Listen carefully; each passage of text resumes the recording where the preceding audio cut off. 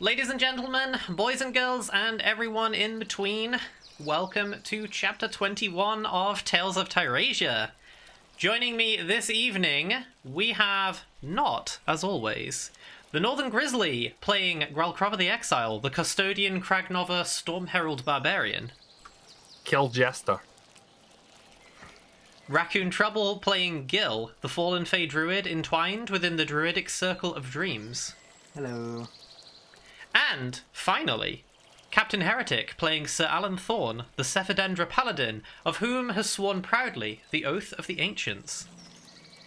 Jump you chasm! Why? Let's play some D&D, shall we? Hello. Look, No, it's I my don't money, want it's it my anymore. game. Kill her. I was wanting that line from you. I was Don't want it waiting. anymore. I was gonna I'm do done. that I'm one, but leaving. I thought I would subvert expectations. So, as you may have heard, there's a slight difference today, because Ikuni Patata is not playing Ninsala today. She is sitting out for the, I guess, the immediate future, because there's not really much point in her being in this current campaign, because she's on a side quest. And I am going to be most likely streaming Ninsala's side quest on a different day. The main campaign is going to resume on Saturdays, 8 p.m. UK time, just like normal.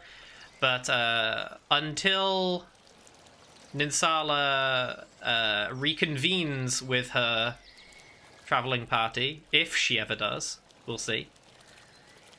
But until then, Ninsala's going to be sitting out. I bought my fish license. Did you? Nice. Just a heads up.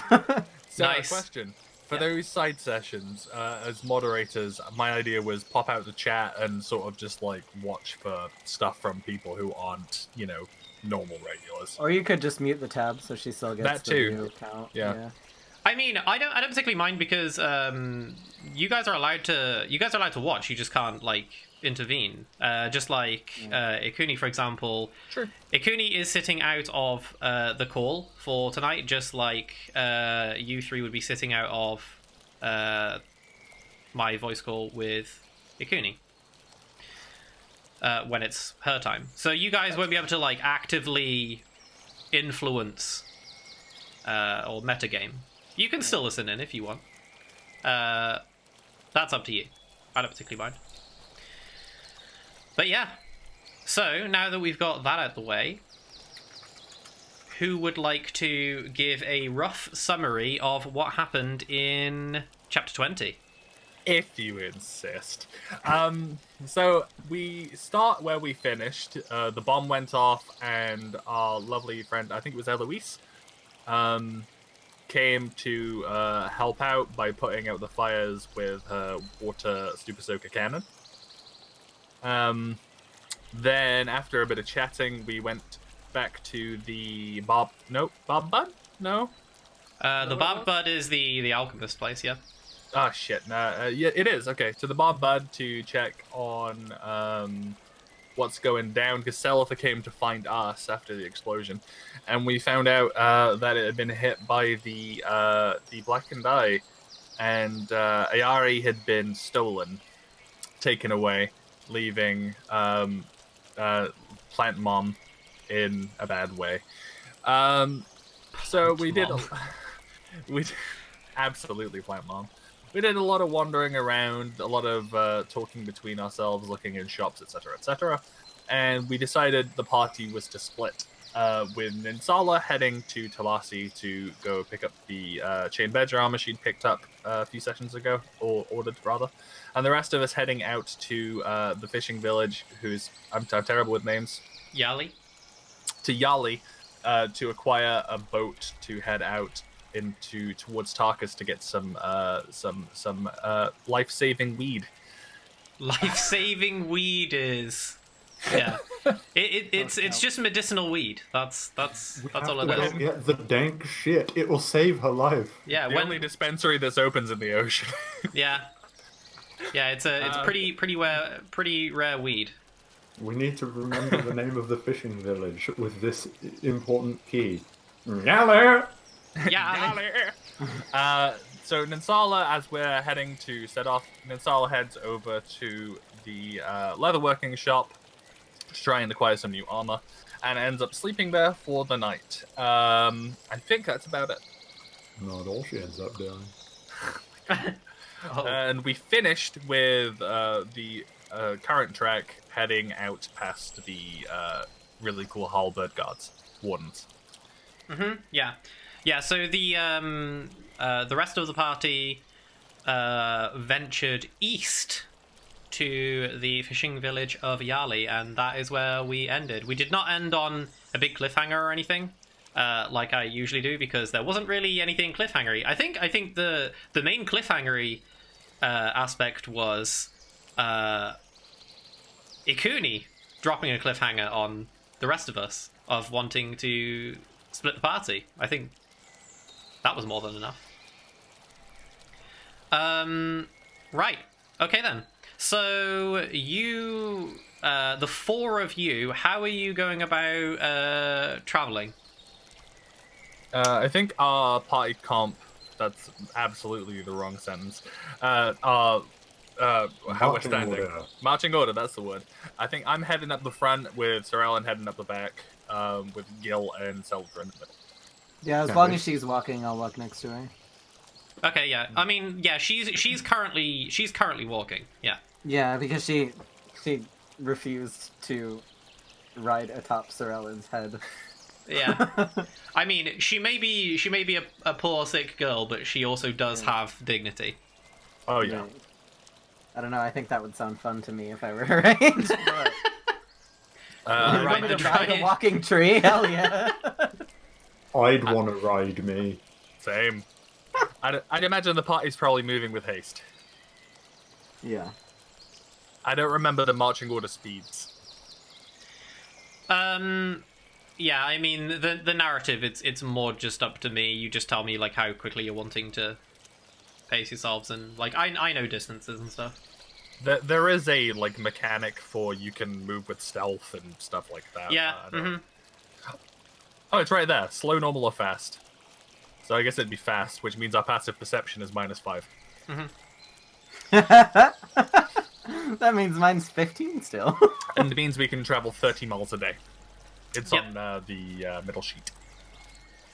Okay, so, yeah. You guys are heading off through the neighboring forest to the east. Yeah. You're traveling at a fast pace. Not much out of the ordinary you can notice around you. You do hear, like, scurrying of leaves and, twigs snapping in your far vicinity, but as far as you can tell, it's, like, nothing out of the ordinary. It sounds just, like wildlife, skittering around, birds flying through the trees, etc. Flip following us. Yeah, Flit following you. Or maybe not. So yeah, you travel for... You seem to be traveling for, I would say, maybe a couple of hours. When you do notice that... Gil, you do notice that you have started to walk slower. The others seem to be walking faster than you, because you're still matching, like, Salatha's speed, and she seems to be slowing down slightly. It looks like she thinks she's walking at your, normal speed, but she is starting to slow down. Do you need a rest? And she kind of like looks over to you and, like, kind of like shakes her head, and she doesn't really respond, but she shakes her head and just carries on, like, walking. Night'll be falling pretty soon, so we probably all need a rest at some point very quickly. Yeah, I mean, what time you left? You left Midday. Palem roughly around like 2 p.m. I think. Yeah, it was sort of like early mid-afternoon. Yeah, and you've been traveling now, I would say, for about 2 hours, so it's now like 4 p.m. So it's definitely getting on in the afternoon. You're starting to lose the afternoon hours. It will soon be evening, and it will soon start to get darker. But it's still broad daylight. But yeah, you notice that like only Gil has noticed this because she's like slowing down because he's slowing down with the others. But yes, Selatha does seem to be like struggling to keep up the pace with the bigger guys.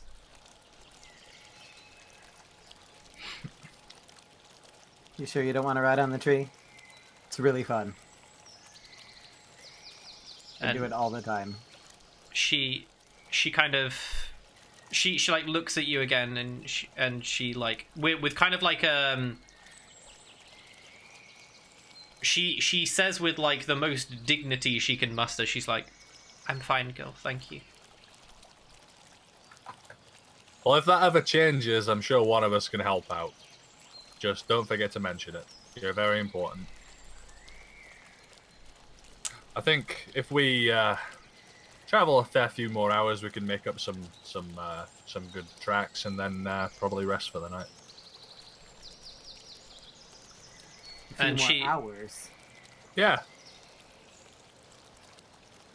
She kind of she pipes up and says, "It's still quite a trip to Yali." Well, unless you want to travel through the night, then I'm okay with it. Aye. And she doesn't really respond. I think she's suggesting that maybe we should stop here and rest and make camp because Works for me. we still have a long way to go. Could we? I don't want to. By tomorrow? What? Sorry. Could we make it by tomorrow? She like has a think to herself, and she says, maybe if we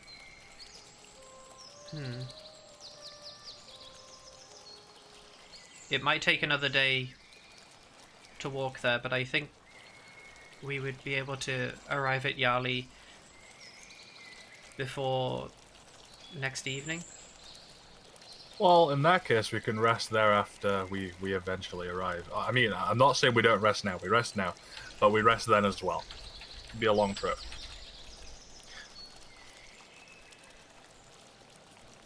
Well, Sir Alan, you don't sleep, right? I don't. I can mean- watch, but I want to try something. And Sir Alan, like, leans down on one knee and just digs his finger roots into the earth, and just starts mumbling. And I would like to cast Find Steed. You doing it? I'm doing the thing. While he doing- does that, I'd like to like get onto my knees and put my palms on the ground and then put my ear to the ground. What are we doing? right where his finger is, and just like listening really closely. We digging? We're looking for clams? I don't like them. Okay. And as Gil echoes him as as Sir Alan kind of like digs his roots, his like rooty, tendrily hands into the soil, and is muttering, various words under his breath. You start to hear like a rumbling coming from like in front of Sir Alan. And after like 10 or 15 seconds or so, the rumbling gets much more intense. I'm backing up. And the soil starts to like crack and split in I'm front taking of... off into the air. the soil starts to crack and split in front of Sir Alan, and in one, like, I would say in one not so graceful movement, the soil is breached from underneath by a Cephal Grove Strider, which is Roll my halberd. which has heard the call of Sir Alan, and you all hear as it breaches through the soil, and gets back on like its fists. It's like very to paint a picture for you all. It's kind of like the Cephalendra.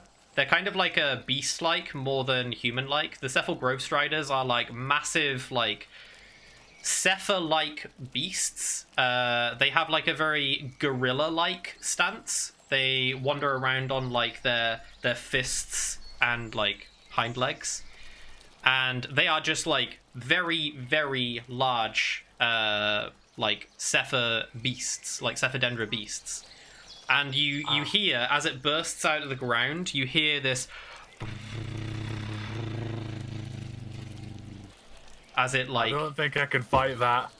as it's kind of like grumbling around, and it turns around and looks Sir Alan like dead in the eyes, and kind of like kneels and bows its head. And I'm going to just walk up to it and just press my forehead on its forehead and just be like, yeah. And you can hear like I shall call you Horace. Gil is up in the air, and Horace. his face is like sandwiched by both hands on his cheeks, and he's like, "By the divines!" And he like zooms up to it, and he sets his hand on its very large shoulder, and then kind of almost tries to hug it, but it's very big, so he just kind of looks like he's like attached to it. And he's like, "You're beautiful." Well, Alan, if you can't fit inside buildings, that definitely cannot. yeah, this thing, just for context, is considered huge. Not large, huge. Yeah. It is a 3-tile creature. Yeah. He's beautiful. I love him. Is he friendly? Oh yeah, no, I Is he telepathically. friendly? If he wasn't friendly, you would be quite smaller. We Of course he's friendly. Look at him. Look at that handsome face. look at his face. And like as it like turns to like look at Gil, and you can hear the same like Gil's just like, "He's so cute." His wings are Everyone. like fluttering happily. at this point, like Salazar has like never seen this before, so she's kind of like hiding behind Graal. Like she kind of like backed off and is like hiding behind Graal, like looking around the side, and she's just like in awe of this like creature. She's never seen a Grove Strider before. This is No, Horace. Everyone say hello. Hello, Horace. How you doing, Cocker? Gil, like, Gil kind so- of eagerly waves as his hand is like going back and forth sporadically. Sir Alan is just gonna walk slowly behind Graal and like nudge Celitha with his hands, just like when you've got that like one nervous friend and you know that they're about to go do something that they're really going to enjoy, but they're really nervous, so he's sort of just like nudging her slightly, and just like holds her arm out to like touch the face. Is it friendly? He's quite harmless. Forgive me, he doesn't look harmless. I don't worry. I have see a at mental least connection. two. Shh, quiet you. Fuck's sake. We have a mental connection. He won't hurt anyone without my say so. And you hear the same like as it like Horace kind of like lowers its like frontal mass and like bows its like elbows down, so it goes like basically like eye level with Salazar. and it's looking like very, very curiously like at her, like very closely. I am immediately going to sit pretzel style on top of his head. Okay. Okay. And you just hear like the same like. Gil is almost vibrating with excitement. I mean, no, Gil's vibrating. Yes. Because whenever it does that, you physically But also vibrate like as bouncing well. up and down, like Yeah. his head is like bouncing up and down, like. Alan, can you get me one of those? Unfortunately not. Aww. I think it's a one-time deal. I wasn't even sure if this was going to work, but it seems he likes me. Well, I guess I'll try and tame a leviathan while I'm underwater. Good luck. We I can don't think hang he out can- with our mounts. I don't think he can come on land. No, I don't think mine can swim. It's fine. Yeah. We'll hang out on the beach and we'll have a little party just from land to sea and wave at each other. Grawl will walk up towards Horace and he'll do the put the hand on its face thing. Mm-hmm. And it can like you have the same. It like reciprocates the same like notion where it's kind of like it pushes its like face into Graal's hand. And you then can- it growls at him because I gave it a subtle nudge to fuck with him. Yeah. Okay. And it kind of like pushes like a bit like more aggressively, not to harm, but like it's not like a soft push. It's like a like a nudge. Apparently he doesn't like crustaceans. It's fine. Sorry about Okay. that.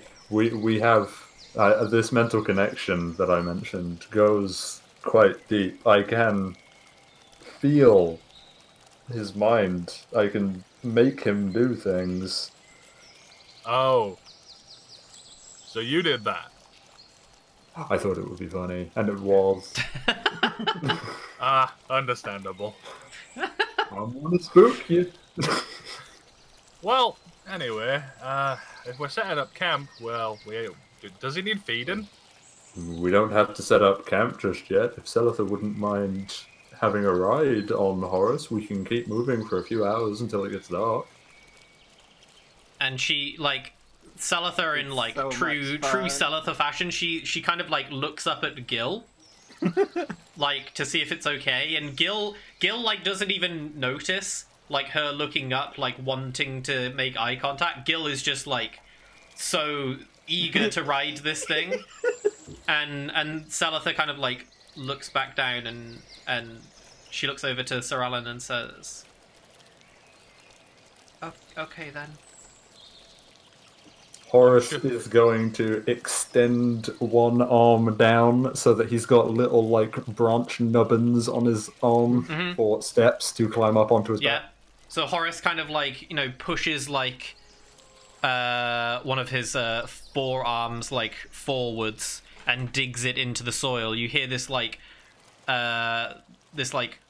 crunching sound as it digs its like finger-like tendrils into the dirt, and it has like a fairly rough but natural like ladder-like I guess like extensions coming out of its like arm that Selitha is fairly easily able to climb up.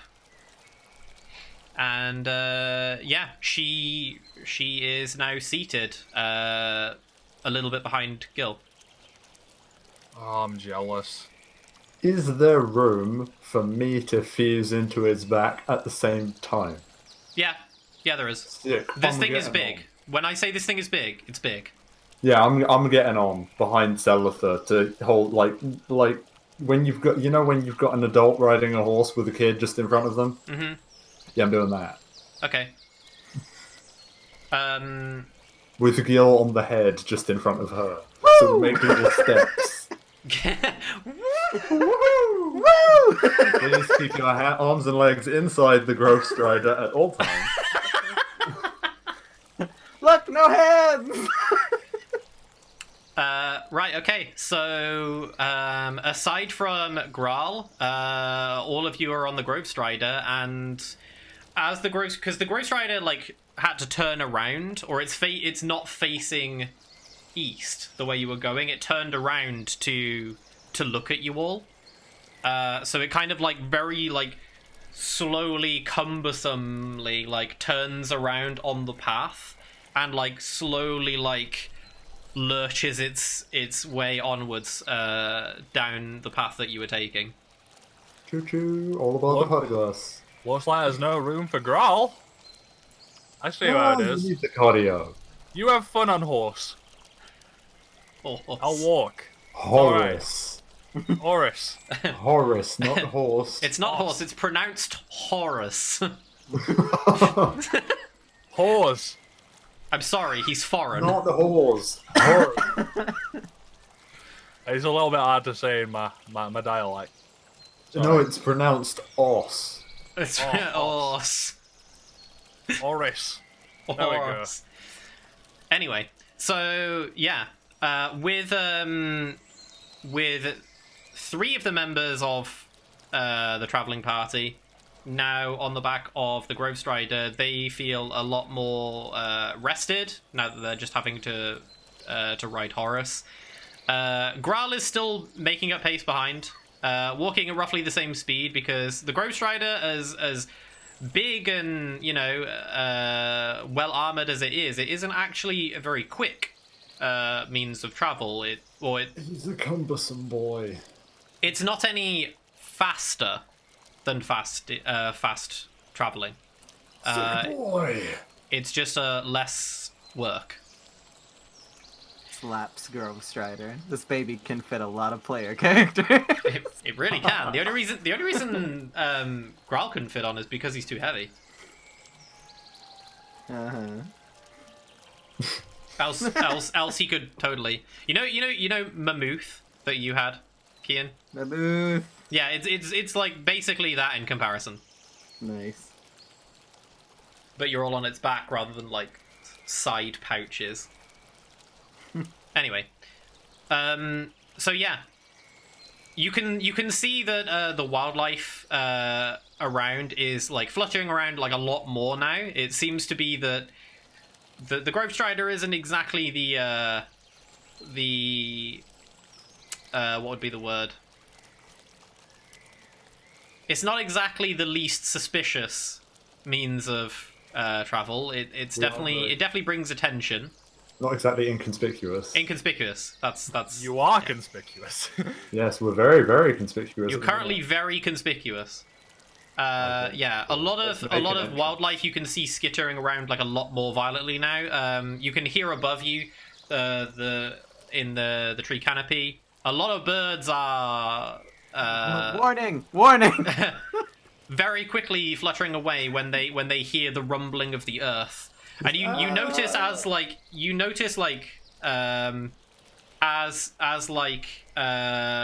you're looking around, some of you turn back to see how far you've traveled. You do notice that there are like slight patches where like the Grove Strider has been like digging in its fists. You can see like these tiny, and I say craters in the lightest of term, but you can see where it's like fists have been like digging into the soil. It's definitely obvious that like something big has walked this way. Girl trips on one. Hmm. Coughed! Oh, jeez. Looking back at that, I would like to take out my quarterstaff and cast Pass Without Trace. Okay. What's that do? A veil of shadows and silence radiates from you, masking you and your companions from detection. For the duration, each creature you choose within 30 feet of you, including you, has a +10 bonus to dexterity stealth checks and can't be tracked except by magical means. The Right, creature okay. that receives this bonus leaves behind no tracks or other traces of its passage. Right, okay then. That lasts for how long? 30 minutes, did you say? 1 hour. 1 hour, okay. Yep. Okay, so as the spell kind of emanates out of Gil and passes over the traveling party, you don't really feel like much happens as the Ghost Rider like continues to like trudge on. You notice that its like fist marks seem to be like a lot lighter, to the point where it looks like it's just like how would I word this? It doesn't look like tracks have been made. It just looks like pathing has been upturned, like dirt has been upturned. It doesn't really look like tracks though. So in a sense, your tracks have been covered by the Ghost Rider, but it is still like upturning soil, because this thing is just massive. Like Right. the sheer weight of it like trudging into the soil, you'd have to make it lighter for it to not leave tracks. I should also mention that I'm choosing all of the party. Like also Brawl. Yeah. So you won't leave tracks either. I mean, I think like this is just from my perspective. I think the tracks that people would be more interested in would be the massive craters, Right, more yeah. than anything. But yeah, okay, noted. So So from your this- description, am I right to assume that it just looks like normal travel has happened? Yeah, basically, it doesn't look like this like huge, ginormous thing. yeah, that's worth the tracking tracks that are down. being made wouldn't Right. be detectable as tracks. Right. But It there just is- looks like normal wear. and Yeah, tear. it just looks like you know, dirt and leaves and sticks have just been like thrown about like everywhere in like random patches, but you wouldn't be able to track them. Oh god, there are giant craters in the floor. No, bugger that. That's not the real story. There's tiny Kragnova tracks over here. To Yeah, be fair, Kragnova anywhere around us, like we haven't seen another one. So if somebody was like, I'm looking for a party with a Kragnova in it so I can get to this girl. yeah, Like, absolutely, yeah. yeah. Yeah, it's a good point. Quickly, Growl, right side saddle. Just like no. dig your claw in and grab Your onto the tracks are a side. liability. We'll drag you along as a prisoner. Grove Strider is over encumbered. Ghost Rider just Mate. collapses. Makes even bigger tracks in the floor. Okay, so for the next hour, you continue on eastward. You carry on eastward through the forest. There's a lot of forest on Alador, I should note. It's a very forested continent. Let me know when that spell is up. I'll re-up it. Okay. Yeah, for the next hour, you do notice ever since that Gil has cast the spell, you notice that the surrounding wildlife is a lot more calm.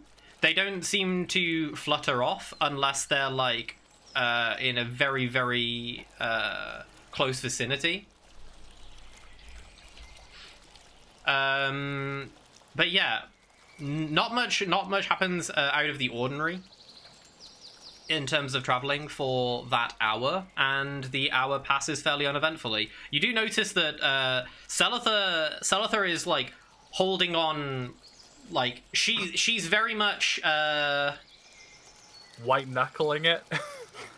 yeah, she's like pretty unnerved by the whole experience.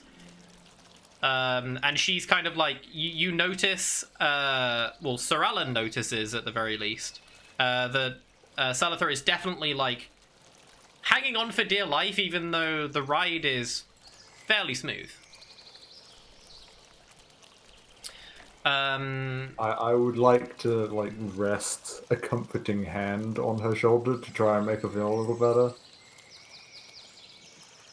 Like as Sir Alan like plants his hand on her shoulder, she kind of like snaps out of like her trance that she was like looking forwards, and she's like, you can immediately tell she's like very skittish. and yeah, you can just tell. You can tell she's like very skittish in this. Like she can't quite relax.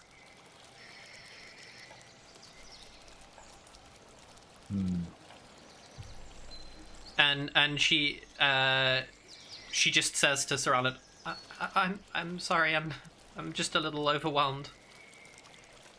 Oh, that's quite alright. It's to be expected. Not many people Meanwhile, have Gil is seen up one front of like, these. woo! Yeah, Gil is still just like full on like cowboy rodeo kind of like grabbing on with just one hand, like yeah.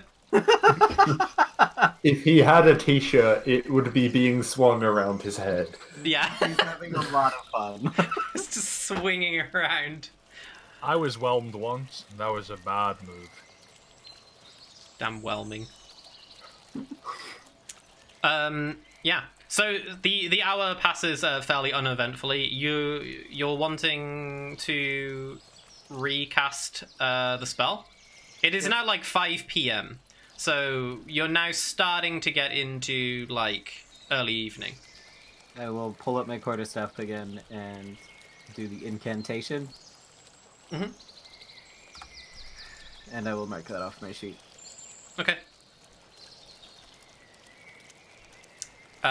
So yeah, as the same effect radiates over the traveling party once again, your experience passes fairly uneventfully. However, about 20 minutes into that hour, Gil does notice a figure, unlike the others, to the south, so to your right. Gil notices like a figure like deep into the trees.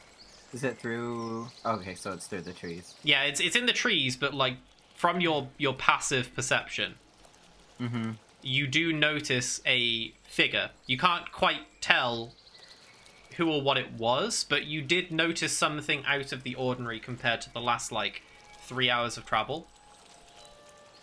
I'm gonna whistle back to the rest of the party, and then once I have their attention, I'll point with my whole hand. So like he kind of like waves his hand out to the side in that direction.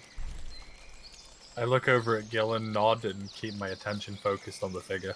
Okay. Like you can see the figure that is wandering around. You can't discern like any details at all. It's like very blurry in the distance.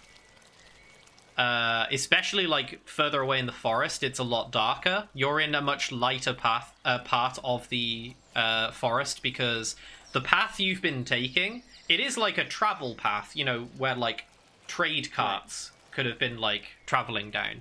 And this particular area is obviously there's no trees, so this little bit has like a slight break in the canopy where you've been traveling. And it's like a good... This figure is like a good 40-ish feet into the trees, possibly further, it's hard to tell.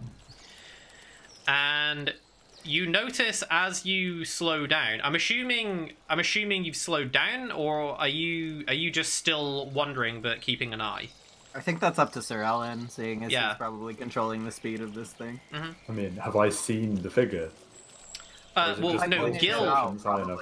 Yeah, Gil was the one that noticed it, and then Gil like whistled to the rest of the party. So yeah, no, upon whistling and signaling, I would have slowed it down a bit. and like as you do so, the like, you know, the telepathic bond you have with the Grove Strider kind of like, you kind of hear like a like very, very like quiet, like it's kind of hard to make the sound, but it's kind of like a purr, but as if it was like a growl kind of thing. Snuffling. Yeah, it's hard to do the sound, but it's like it's more of a like a creaking growl sound, but as if it was purring. A growl sound? Yeah, it's growling. Basically that, Cap. Nice. I will be voicing Horace. Yeah, you will be the official voice actor of Horus. So yeah, it does that as it like slows down slightly. You can hear like the trudging is like a lot more calm, and it's like very slowly, like now pacing down the path. And as the lot of you turn to the right, looking south, you can notice the figure that's like this figure isn't trying to hide from you necessarily. This figure is just wandering around, and it looks like it's looking for something or someone. You don't know. It's humanoid, yeah? Yeah, it's humanoid. Yeah, Okay. that's what you can tell. It's a humanoid figure is wandering around, but you can't really make out like any details or anything. It doesn't look like it's hiding. How far away is it right now? You can tell it's roughly like 40 feet away. I'd like to try and make a perception roll to try and make out some more detail. Go for it. I will assist. I will assist in the seeing. I shall hold his eyelids open very friendlily. Your assist makes an advantage, right? Yeah. Okay, let me roll another one.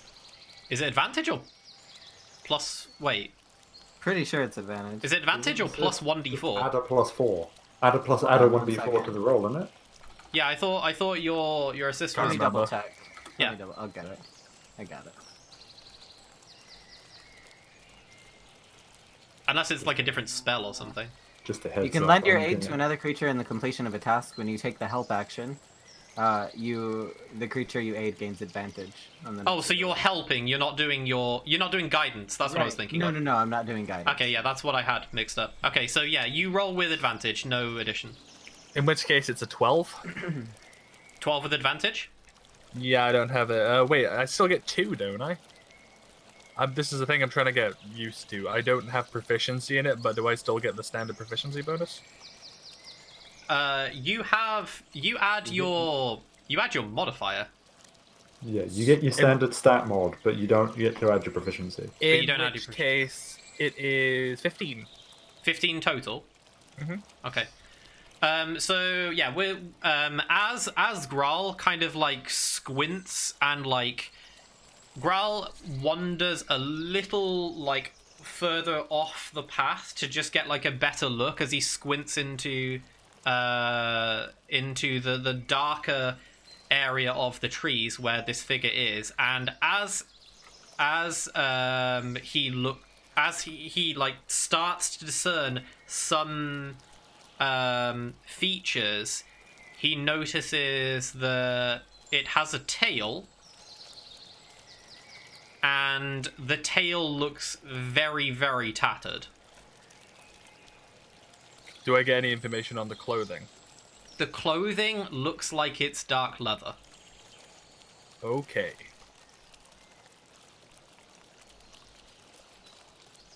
But this creature, whatever it is looking around. It doesn't look like it's trying to hide from anyone or anything, but it is looking for something.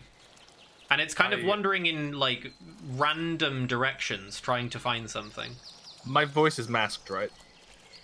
As long as you don't shout, because there's only so much this spell can muffle. It doesn't make you silent, it just makes you like a lot harder to detect. As far as I'm aware. Like, you could talk to the others. I mean, it says masking you and your companions from detection. That's what it gives me. In which case, I'll speak. Yeah, you can speak normally. I'm just saying, like, you couldn't go next to the creature and shout. Hello! Because it's kind of like... It's not that good. The clothing makes me wary, but they don't seem like, in their behavior, a blackened eye assassin would be harder to spot. I think they might need help. Hello! Can't hear you. I'm just gonna keep going hello into the grove. Hello! I mean, that's not what I would have done, but I don't think they can hear us. yeah. Hello! Ah, strange. Maybe we should just keep going. He's not been out much, okay? Leave him alone. All right, I guess they don't need help. Let's go. y'all stay in the thing. I'm gonna go quickly have a word. So I mean, it's not an AoE around Gil. He cast it on you as well. Yeah, it's just. I think You have it's to just. be within 30 feet of me, I believe. yeah, Oh, what does Right. the effect? So it's like an aura. Yeah, if he leaves my 30-foot radius, he can be seen. Okay. yeah.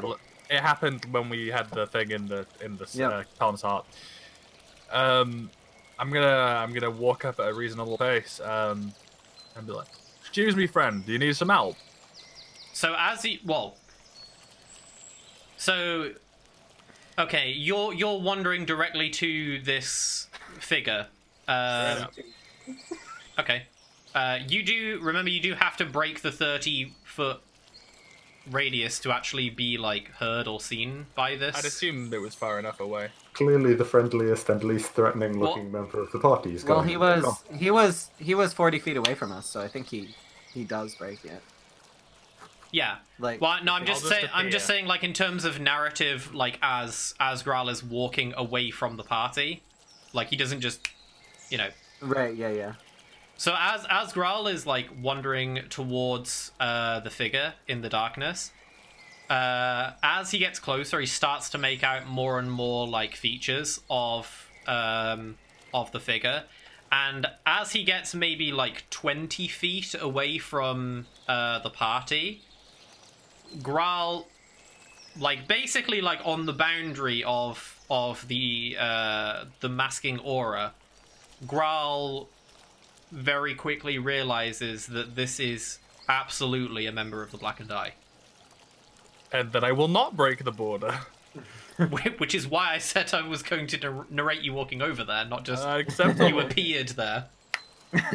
I'm just gonna like stop and like start to walk backwards. Like Graal basically, like as he's walking closer and he's saying like, hello, kind of, like until because you don't know how far away you are from Gil, so you're just speaking until you break, the vicinity of the aura. And as you're shouting out, you're trying to discern, more features, and you notice like the next time the figure like turns around, they're basically like they're looking like kind of in your direction, but not really. But you can see their face, and you can see that they have a magical darkness like chevron across their face. Gil, how much juice have you got in this magical hiding spell? How long has it been since I last cast it? This was, like I said, this happened 20 minutes into the second hour. Oh. How many more times do you think you've got it in you to do this? One. I can One probably more? do this once more, yeah. We should move quickly then. We should. I trot back over and sort of speak to him. Yeah, that's absolutely a Black and Eye assassin. I'd considered killing him, but there's no point. We're just breaking a cover. No point. We may as well stealth through these bits of woods and then try and Yep. find somewhere covered to shelter for the night. We should look for a cave. Yeah. As you reconvene on the path and you're like speaking amongst each other, Graal doesn't see this because he's walked back and he's facing away from it, but the other members are looking towards Graal and they can see the figure, and you notice there's like a burst of black fog in the distance, and then the figure's nowhere to be seen. Oh. They're gone. We Oh, should gone? move quickly. Yeah, we should go. They seem to be combing the forest for us. We should find somewhere under cover to sleep for the night. I'll stand watch when we find it. And now we have Horus here to block the door. He about blocks right. the whole fucking building. Oh, door of a cave. Yeah. So as you're continuing, are you continuing down the path then, further east? Yeah, I think Quickly. we carry on. Yeah. Yeah, kind of going as fast as it can, probably. cross country, like staying away from the like exact path, sort of walking just off the path, but following it parallel. Okay. So as you continue eastwards, and Sir Alan kind of like tells Horace to quicken the pace again, like the Grove Strider had like kind of veered its attention towards what you lot were looking at, and it kind of like looks back, and you hear this like the groaning sound again, and it carries on like back to its like fast-paced like trudging again for the next like 40 minutes. I say that just so 35 minutes or so. Just At so. which point, I will use my 3rd level spell slot and re-up it. Okay then. And I would put that down. It's currently 6 p.m. roughly now.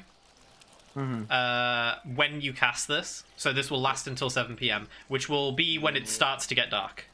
Like you can tell now it's now starting to get darker. Okay. So after this, that's it. We need to find a place to camp. As the party continues eastward through the winding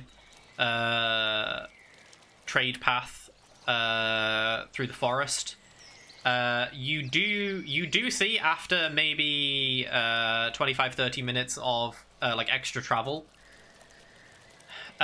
you do see a large outcropping of stone like piercing out of the ground, and the closer you get, you realize that it is in fact there is in fact a cave in the side of the rock. It's not on the path, but the path kind of like veers off slightly, and the front of the cave, or the cave entrance, is visible from the path fairly easily. You could see it, but there's like a very small cave. You can't see inside. It's basically pitch black from the darkness inside, but yeah, it looks as if like all but the Zephyr of the group would be able to fit inside here. Possibly Sir Alan would be able to get in if he kind of like knelt down and like crawled in. But I would say it's like a good 7 or 8 feet tall, like the entrance. And past this, going like further on the path, there is just like more forest. This looks like just a very natural outcropping of rocks that has become potentially the home to something over time. You don't know if it's abandoned or not, but it does look like it could be inhabited. I have an idea. Lay it on me, friend. You, and I suppose I should probably squat and get in as well. You guys take rest in this cave for the night. We post up Horace outside, so it just looks like this is a perfectly ordinary cave, and this is possibly his lair, so that anybody from the path won't think anything of it and won't think to look for us in the cave. We can hide behind him. Sounds like a good idea to me. Maybe we should check that there's no, bears in it. Possible. I'll climb down off of Big Boy and wander towards Bigger the cave boy. to inspect. Thick boy! My son. God. My beautiful son. I'm going to climb down off of my beautiful son and approach the cave entrance to see if there's anything currently dwelling therein. I'm gonna slide down his neck and check on Celitha while he does that. Okay. So Sir Alan makes his way to the cave entrance. As Gil kind of like turns around and looks at Celitha, she looks very tired. Mm-hmm. Like not that she's this is more of just like a she's knackered kind of Yeah. look. Like she looks like she needs sleep. And she I'll kind of pull out like my water skin and offer her a drink. and she like holds out her hand and she's like, "Thank you, Gil." Are you hungry at all?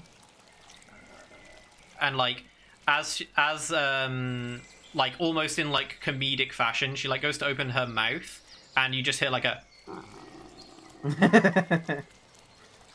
Got it. and she like puts her hand on her stomach and she's like, maybe. Let's see what I have. Let me have a look. And I'll start like digging through his pouch. I have cured meat. Do you want cured meat? What was it cured of?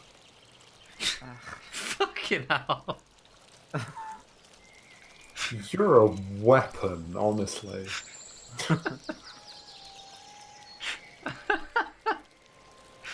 That's such a stupid joke.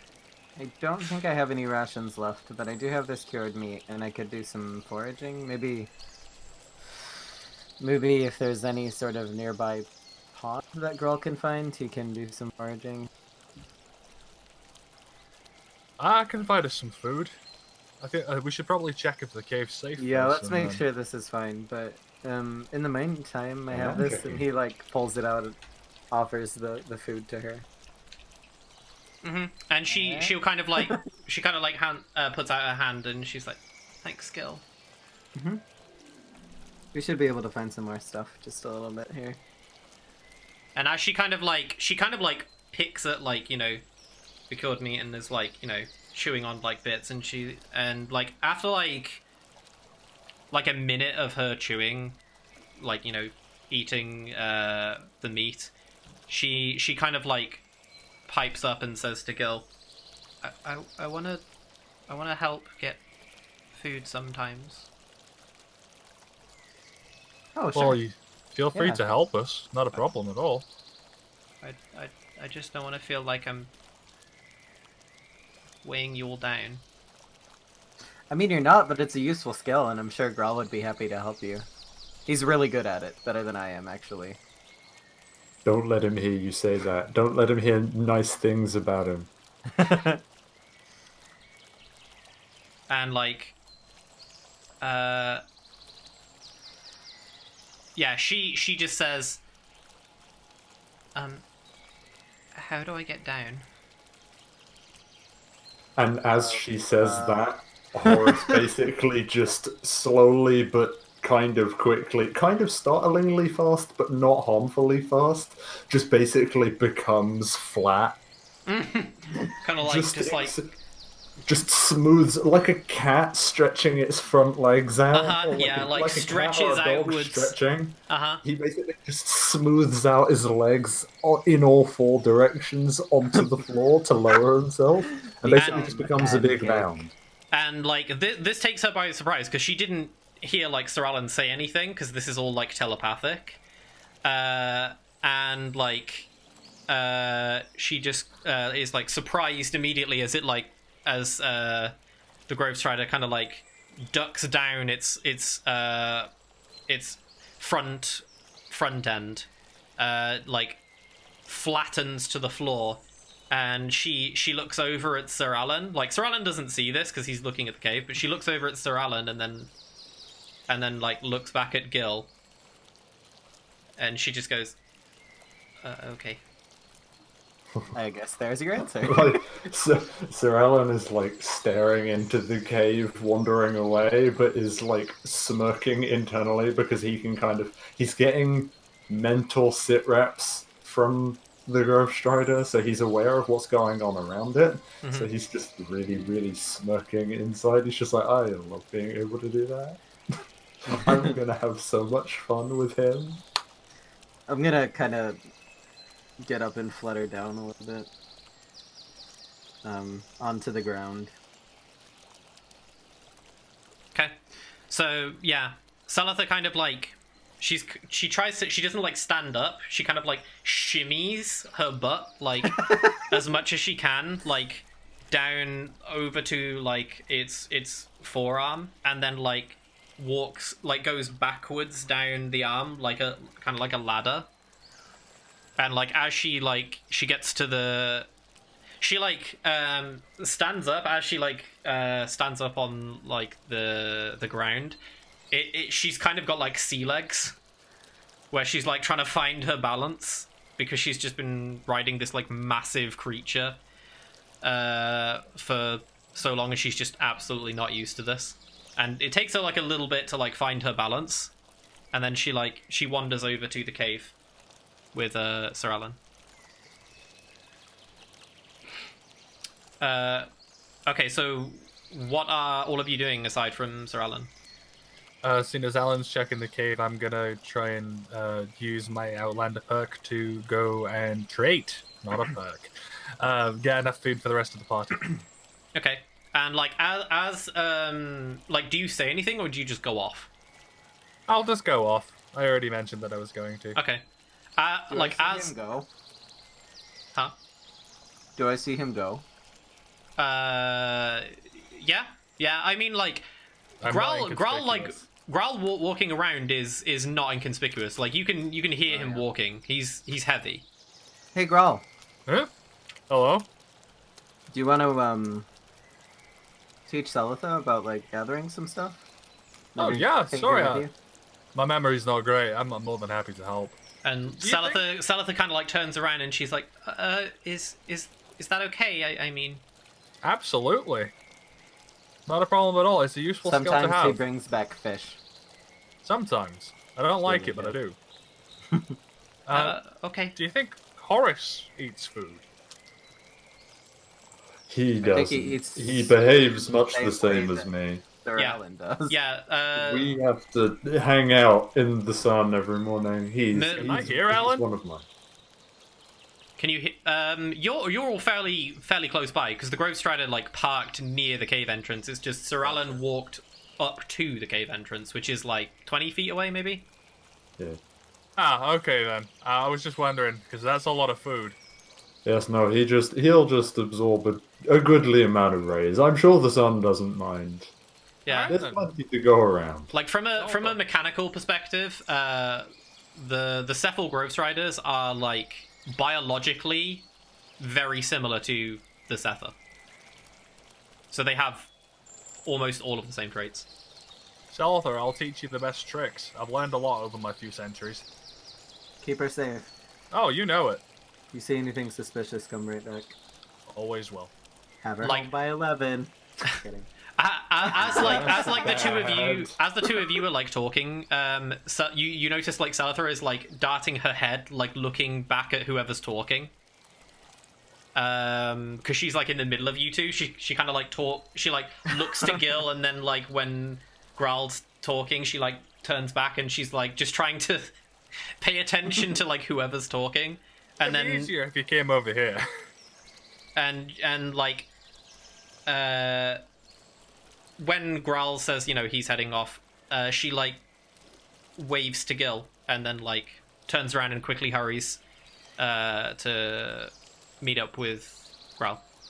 I'll wave back, and then I'm gonna start going around like the front of the cave looking for like branches and stuff. As Kindling as mostly. she waves to Gil, Horace just sort of turns and looks and waves a foreleg slowly backwards and forwards. Aw. You hear like creaking as it like puts its hand up, and then it kind of like bows back down and kind of like ingrains itself more in like the soil. Like its whole body is just kind of like, you know, like when a cat's like trying to get comfy and it kind of like proper like wriggles in.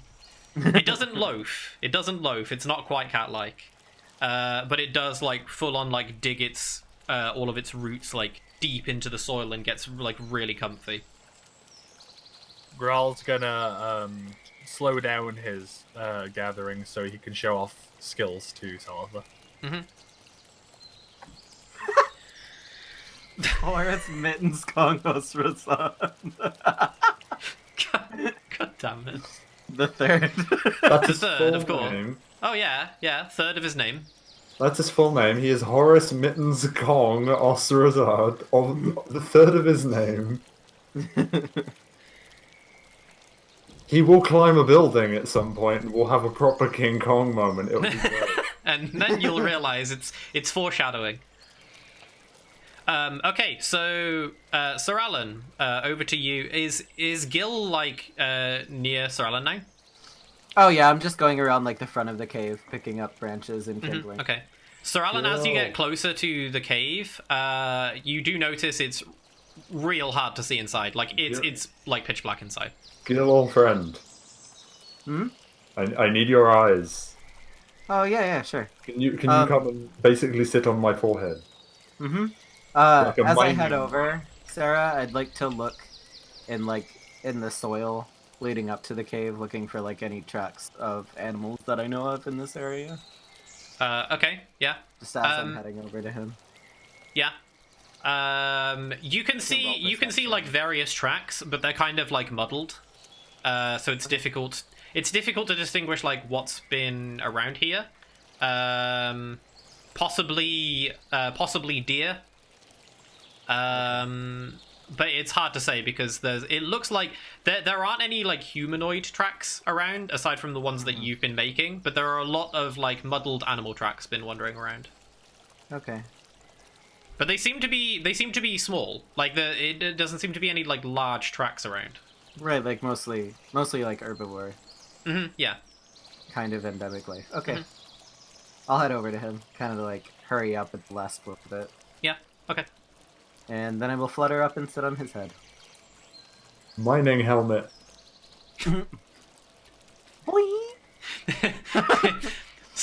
I just imagine Sir Alan like puts his hand up and like pokes Guild like turn on his light. Just taps on him, just gives him a little tap, and then Gil's eyes light up. Speaking of which, I know that most wild animals have a pretty big fear of fire and won't fuck with it. So I'm gonna produce flame in my hand. No, Okay. no. No, it's fine. No, It's no, fine. no. You're like, I can speak with animals. I want to negotiate if we find anything. I don't produce want to scare them. And he like bats listen, the air. it's just so they don't charge us. It's fine. Oh, okay, fine. But don't do anything rash. If we find anything, I'll turn off the light. Okay. I'm gonna Okay, walk so- into the cave. As Sir Alan and his mining hat walk into the cave, the flickering flame of Gil's little fireball that he has produced illuminates the cave edges, and as far as you can tell, it's not a very deep cave. It doesn't go far back. The flame pretty much illuminates like all of the back walls and everything, and you can't see that there's like any life in here. It looks like nothing is currently inhabiting this cave, as far as you can tell. Gil, you seem to have the sharpest eyes of any of us. Can you see any trace of anything? I can roll perception if you want me to, Sarah. Well, I've told you Or what if you've you want passively me to use found. passive. Whether Right, yeah. whether you want to have a closer Yeah, I'll look roll is up for to it. you. Yeah. Okay. 15 plus 5 is 20. That is 20. Okay. Yeah. You look around and you notice. Oh wait, sorry, hold on. I get my proficiency bonus. That's plus 8, so So 23. yes. Okay. So as Gil like focuses a lot harder to see like what's around, he notices that there are markings on the walls. It looks like markings that have been like carved. but you can't really make out what they mean or say. It's not really... From what you can tell, you can't tell if it's a language or not, but there are absolutely markings around, like, scattered randomly around the cave walls. But aside from that, you can't tell that anything inhabits this cave. But you definitely know that the markings that you can see aren't natural. They differ from the random, like, roughness of the wall. Well, it's empty now, but something has definitely been here. Like, I'll point to the markings, kind of like lifting the flame in my hand out towards them. Something animal or something else? Something intelligent. Oh. Sarah, how high up are the markings about? The markings are roughly, I would say, 3 to 4 feet off the ground. Huh. And he'll kind of point with his other hand over to them. Are they like... Do they look more like illustrative or more script-y? If they were to look like one of those things. If they're not just random, assuming. Say again the choices? Illustrative or Do they look scripty? more like hieroglyphic or more script? They look. Like, can I discern they look any sort more of like picture out of script, but it's definitely nothing that you can understand or read. Right, yeah. So they're about at, like, eye level, then? For you, Yeah. well, you're like 2.5 feet tall. Right. Well, they're, okay. Yeah, Well, they're like just above my They're head, 3 to yeah. 4. I would say they're probably Okay. like 3.5 feet off the ground. So you have to look up to read them. Okay. So I'll flutter down from his head and kind of walk over to them and trace the indentations with my fingers. And kind of ponder on them for a bit. Then I would like to pull up my journal and draw them. Sure. Okay. Yeah. So yeah, you can make note of the markings you've seen on the wall. It is literally just like how Gil like writes them down is like very stencil like, because like I said, that would be a really good idea actually, to like take, like, I'll rip out a page. okay, so you want to actually stencil them. I just meant in terms of like how Gil like draws them is very like literal. Like it's really difficult for Gil to read this. It looks like random etchings. You don't know like which way you'd have to read it, or if it's even like sentences or not. It's really difficult. It's really difficult to discern like what it could possibly mean. But it definitely looks like something was trying to communicate something. Based on like the random etchings. Like it looks purposeful, and it does look, as you said, script-like as opposed to illustrative.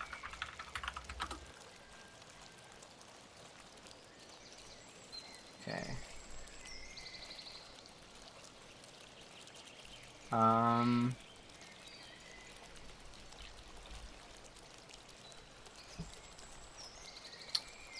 don't even know if that would work.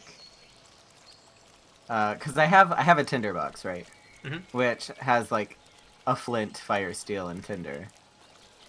But I don't think any of those things leaf it. So I think for right now I'm gonna make a note of it and then get back to gathering things for fire. 1 second. Before you carry on. Yeah. I just want to check something. Like, really quick.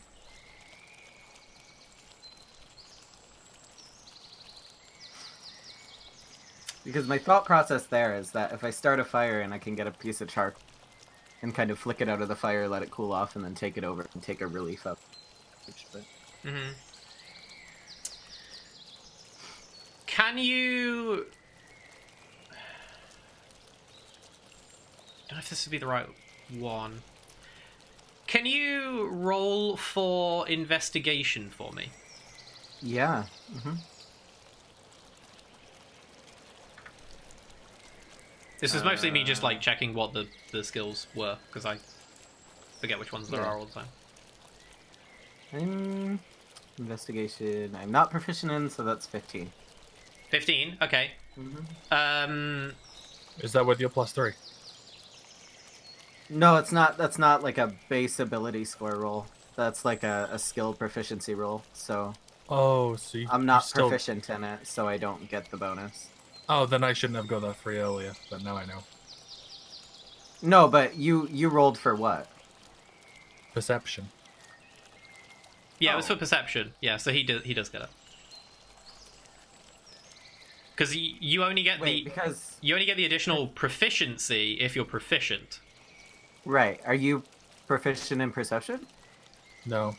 Oh. I think you still get your 3, that's what Cap told me like a few Do sessions you? ago. Yeah, you still get the base. You just don't get the still get the extra base bit from your stat proficiency bonus. Okay, so that's an 18 then. 18, yeah. Like you have your stat modifier for whatever that is. I've the never played corresponding it that way, skill. but that's really interesting. Thank And you. then you only for get your telling me. proficiency mod added if you're proficient in the skill. Yeah, so basically you only get +3 because you're level 5. You only get +3 if you're proficient in it. Otherwise, you just have the standard plus whatever based on your like intelligence, wisdom, whatever. Well, if it's based on my intelligence, then that's +5, and it's a 20. Well, I don't know which one investigation is. It's the other way It's around. It's intelligence, I think. You get the +3, but you don't get the extra Yeah. from being proficient in the skill. Yeah. That's what I thought. Okay, well, so you only get you get your proficiency bonus No, only if you're not proficient. That doesn't make any sense. you don't get your proficiency bonus if you're not proficient in the Yeah, skill. that makes If you're no not sense. Proficient in the skill, you get say if you're rolling a perception thing, you get your wisdom mod without the proficiency if you're not proficient in perception. But you get your whatever the corresponding stat is to the check that you're rolling. You get that mod Really? without your Yeah, proficiency. yeah. But then if you're proficient, you add your proficiency bonus to it. Okay, That's I've learned the interesting. thing. Okay, so I'm not sure whether investigation is like intelligence or wisdom, but regardless, I get a +5. If you want to find out, just tick the box. Just tick the box quickly. Yeah. I mean, either way, it's +5, so that won't really tell me. Oh, yeah, actually, because you're like yeah, 20/20, aren't you? It's intelligence, yeah. Yeah. It's +5. Yeah, it's intelligence. I thought it was intelligence. So what is your total then with the +5? 20. 20. Okay. Yep.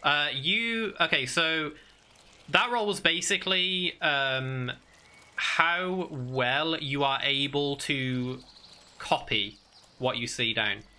Mm-hmm. And with that, I would say you do a pretty damn good job about writing down like exactly what you can see.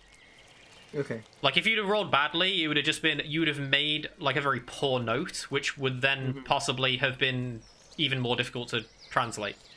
Right. Yeah, that's how I ruled it. So yeah, you Gil makes a pretty damn good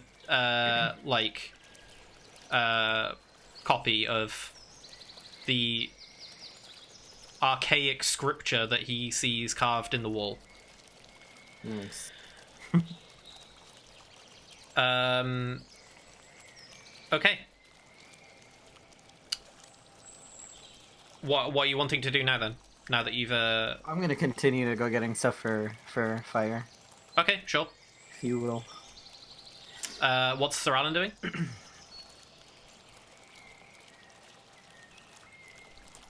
He was out of character finding image references for Horace, but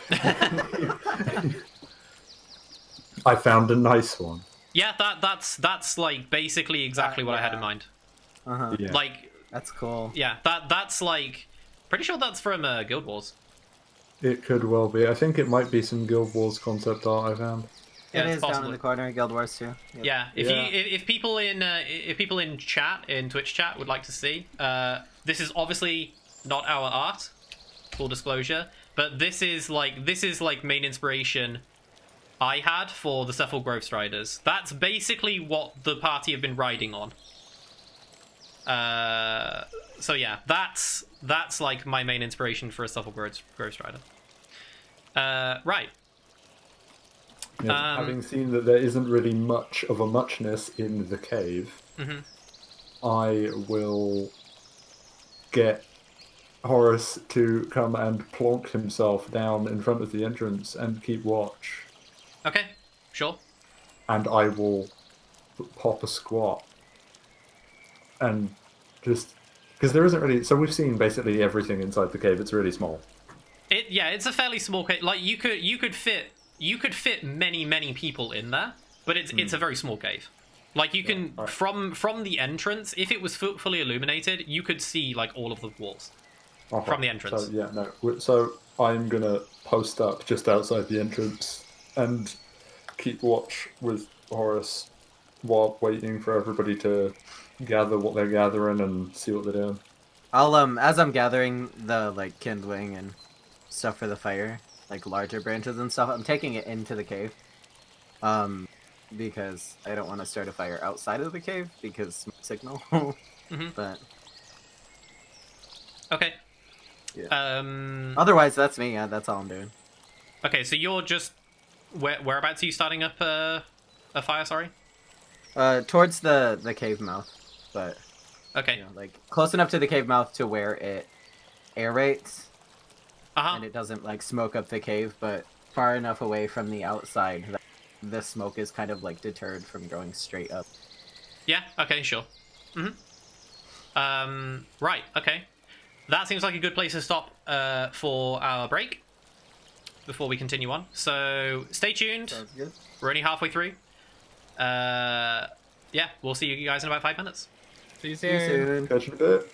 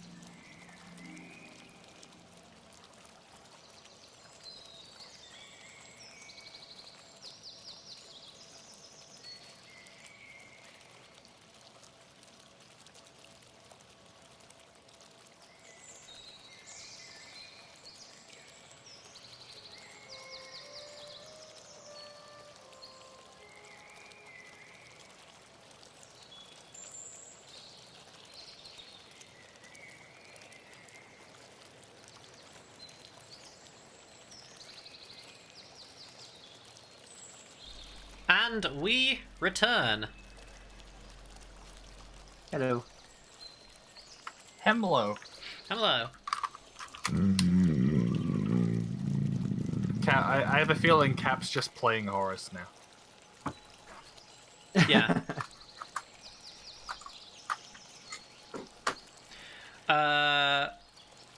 Right. So we can move on over to Graal and Seletha then. You're currently out hunting or foraging. Alright, so when you find berries, you need to be very, very, very sure that they're the right kind. Okay. The best things to look for are... Insert things to look for, because I don't know what the fuck to look like when you're looking for berries. The ones that aren't poison. You basically got to channel your inner Raymirs. Right, so I'm wearing khaki. I know what I'm doing in the woods. Get in character. So, yeah, Salatha's like, okay, how do you tell they're poisonous or not? Well, I usually eat them, but that was trial and error. I can show you the ones that are good to go for. The easiest ones to spot. These ones over here. These ones are probably the best ones to look for. They're blue, and they don't have any tinges of purple in them. Okay. You don't want to have the tinges of purple. Those are bad. Yeah, Gil already told me. Yeah, you don't want those. In terms of other things that you can find, fish tend to all be fine. Not for me, but they're all pretty good. Catching those is a little tricky if you can't do it by hand. You can make a rod, but they're a little tricky. You've got to spend okay. 50k, 50k coins to get a license. It's extortionate, honestly. What's a K coin? Oh, looks directly at camera. Oh, I don't know.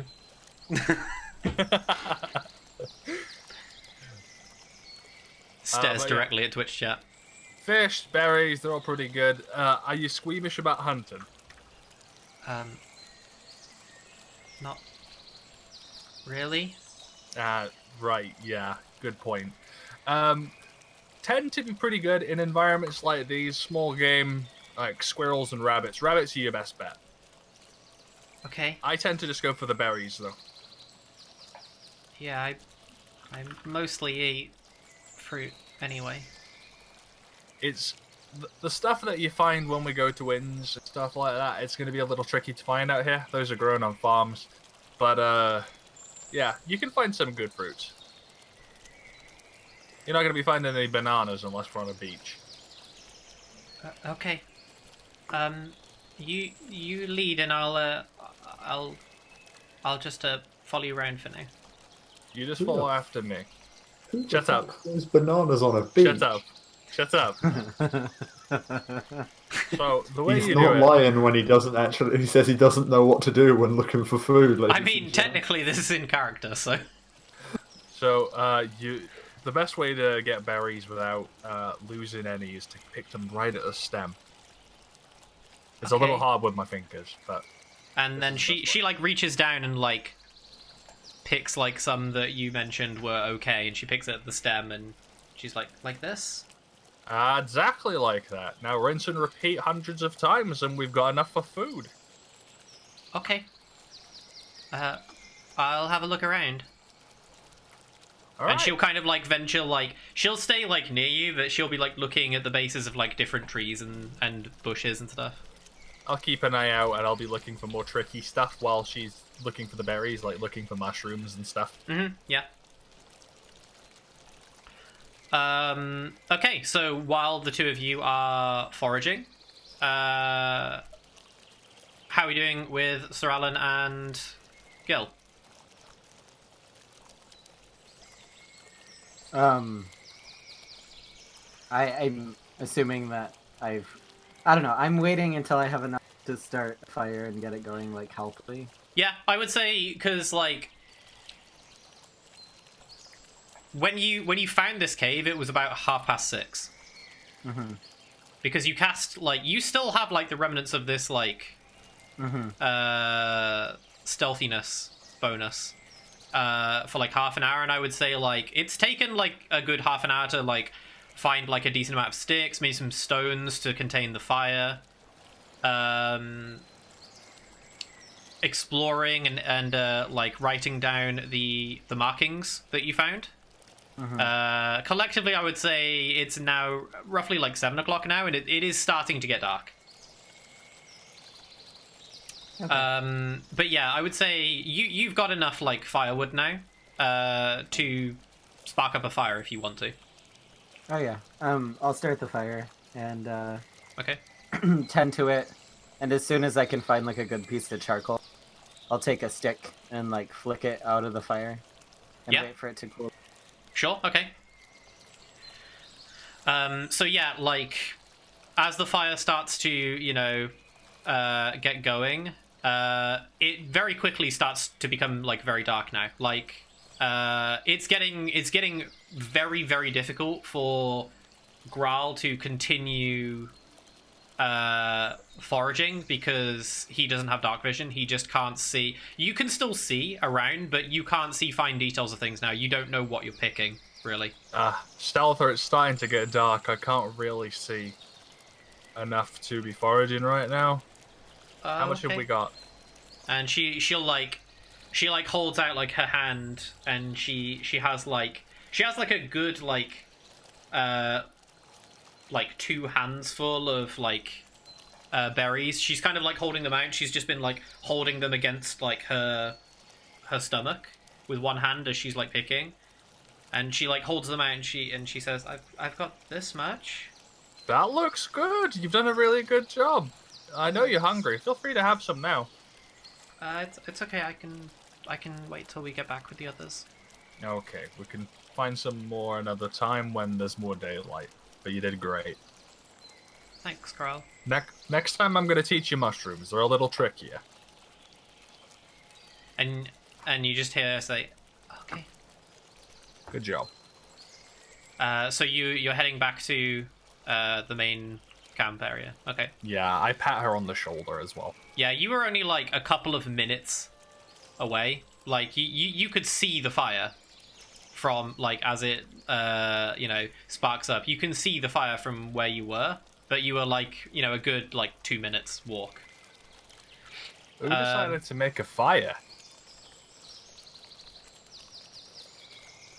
So yeah, you are now like Gil and Sir Alan notice the other two like come out of the trees.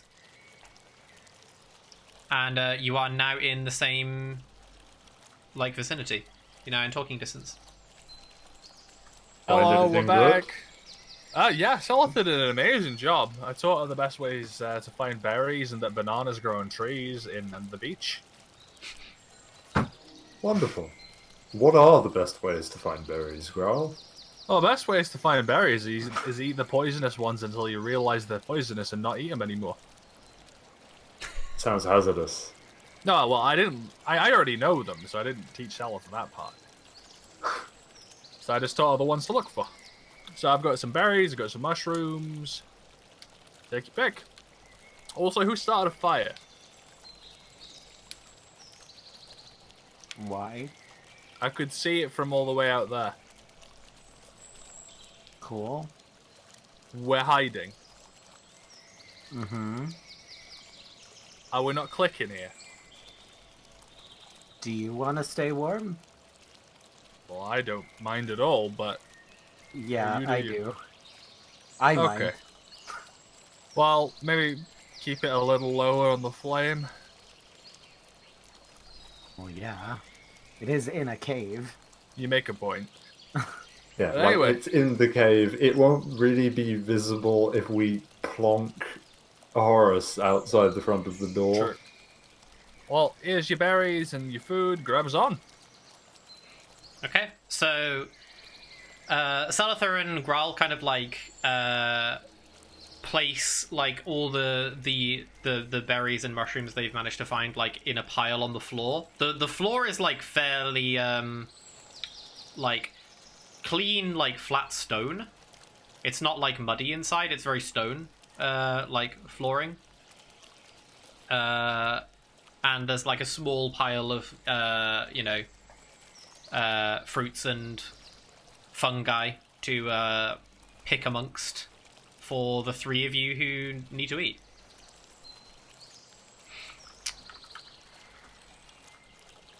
So are you just tucking into food now? You managed to get like a good, I would say, 4 meals worth. So you've got like 1 extra meal. Like one meal to spare for like the morning. Nice. Oh, well, I guess I got enough food here for Ninsala as well. Sorry, we've been together so long that I forget. I wonder if I'll be able to get Horace some armor. Oh, that would be Horace great. armor. That might be expensive. Oh, yeah. Could be. I don't think I'm carrying enough Era. How do you think she's doing?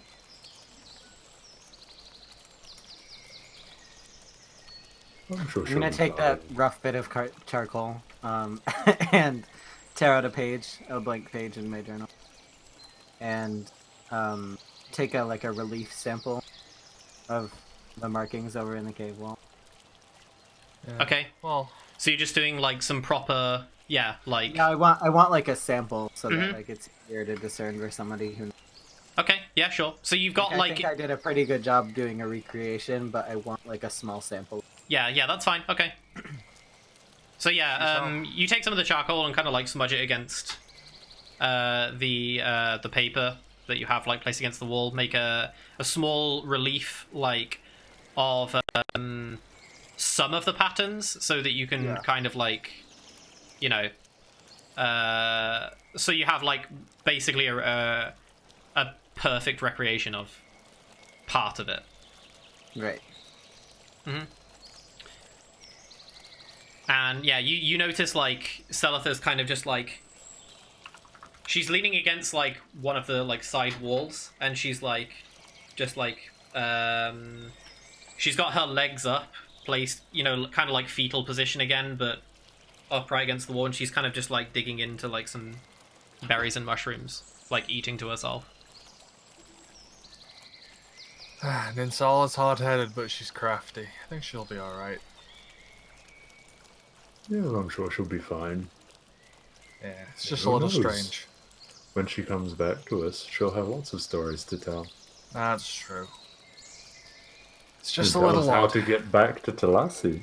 That's true. Hope she'll probably we find a can't better go route. back the way that we came down because we kind of teleported down a cliff. Oh, you make a point. That's the thing that happened. Yeah, I know. We'll if we ever need to go back there, then Ninsala will have a new route plotted. And like Selitha kind of like you hear Selitha just like speak up and say, "Rifted." Oh, that's the word for it. It's called rifting. Thank you. I've learned a thing today. I don't care to do it did again. Not enjoy it. I would very much enjoy never doing it again. If it makes you feel better, I don't enjoy it either. I don't think anyone could. Unless I it's a think chorus. I think you'd have to be quite sick in the head doing Like that. as Growl says chorus, Selitha kind of like retreats into herself, and she puts her hands like up to her eyes and shakes her head. Oh, sorry, Selitha. We had a run-in with one nasty beast. You saw one? Not particularly, but we felt its effects. We think it was multiple miles below us, but it still was ravaging our minds. She was there. She was in the Not cave. with us. No, but she was in the same cave. Yeah, she was the other side of the seal True. Oh, yeah. when it happened. You couldn't see her though. That's why. Yeah, it was the one in Zerathil. I don't know if you felt its effects too. She just shakes her head. Well, Keenlaw didn't. You make a point. Yeah. It was only us on the other side of the door. Perhaps the seal has an effect though. That's true.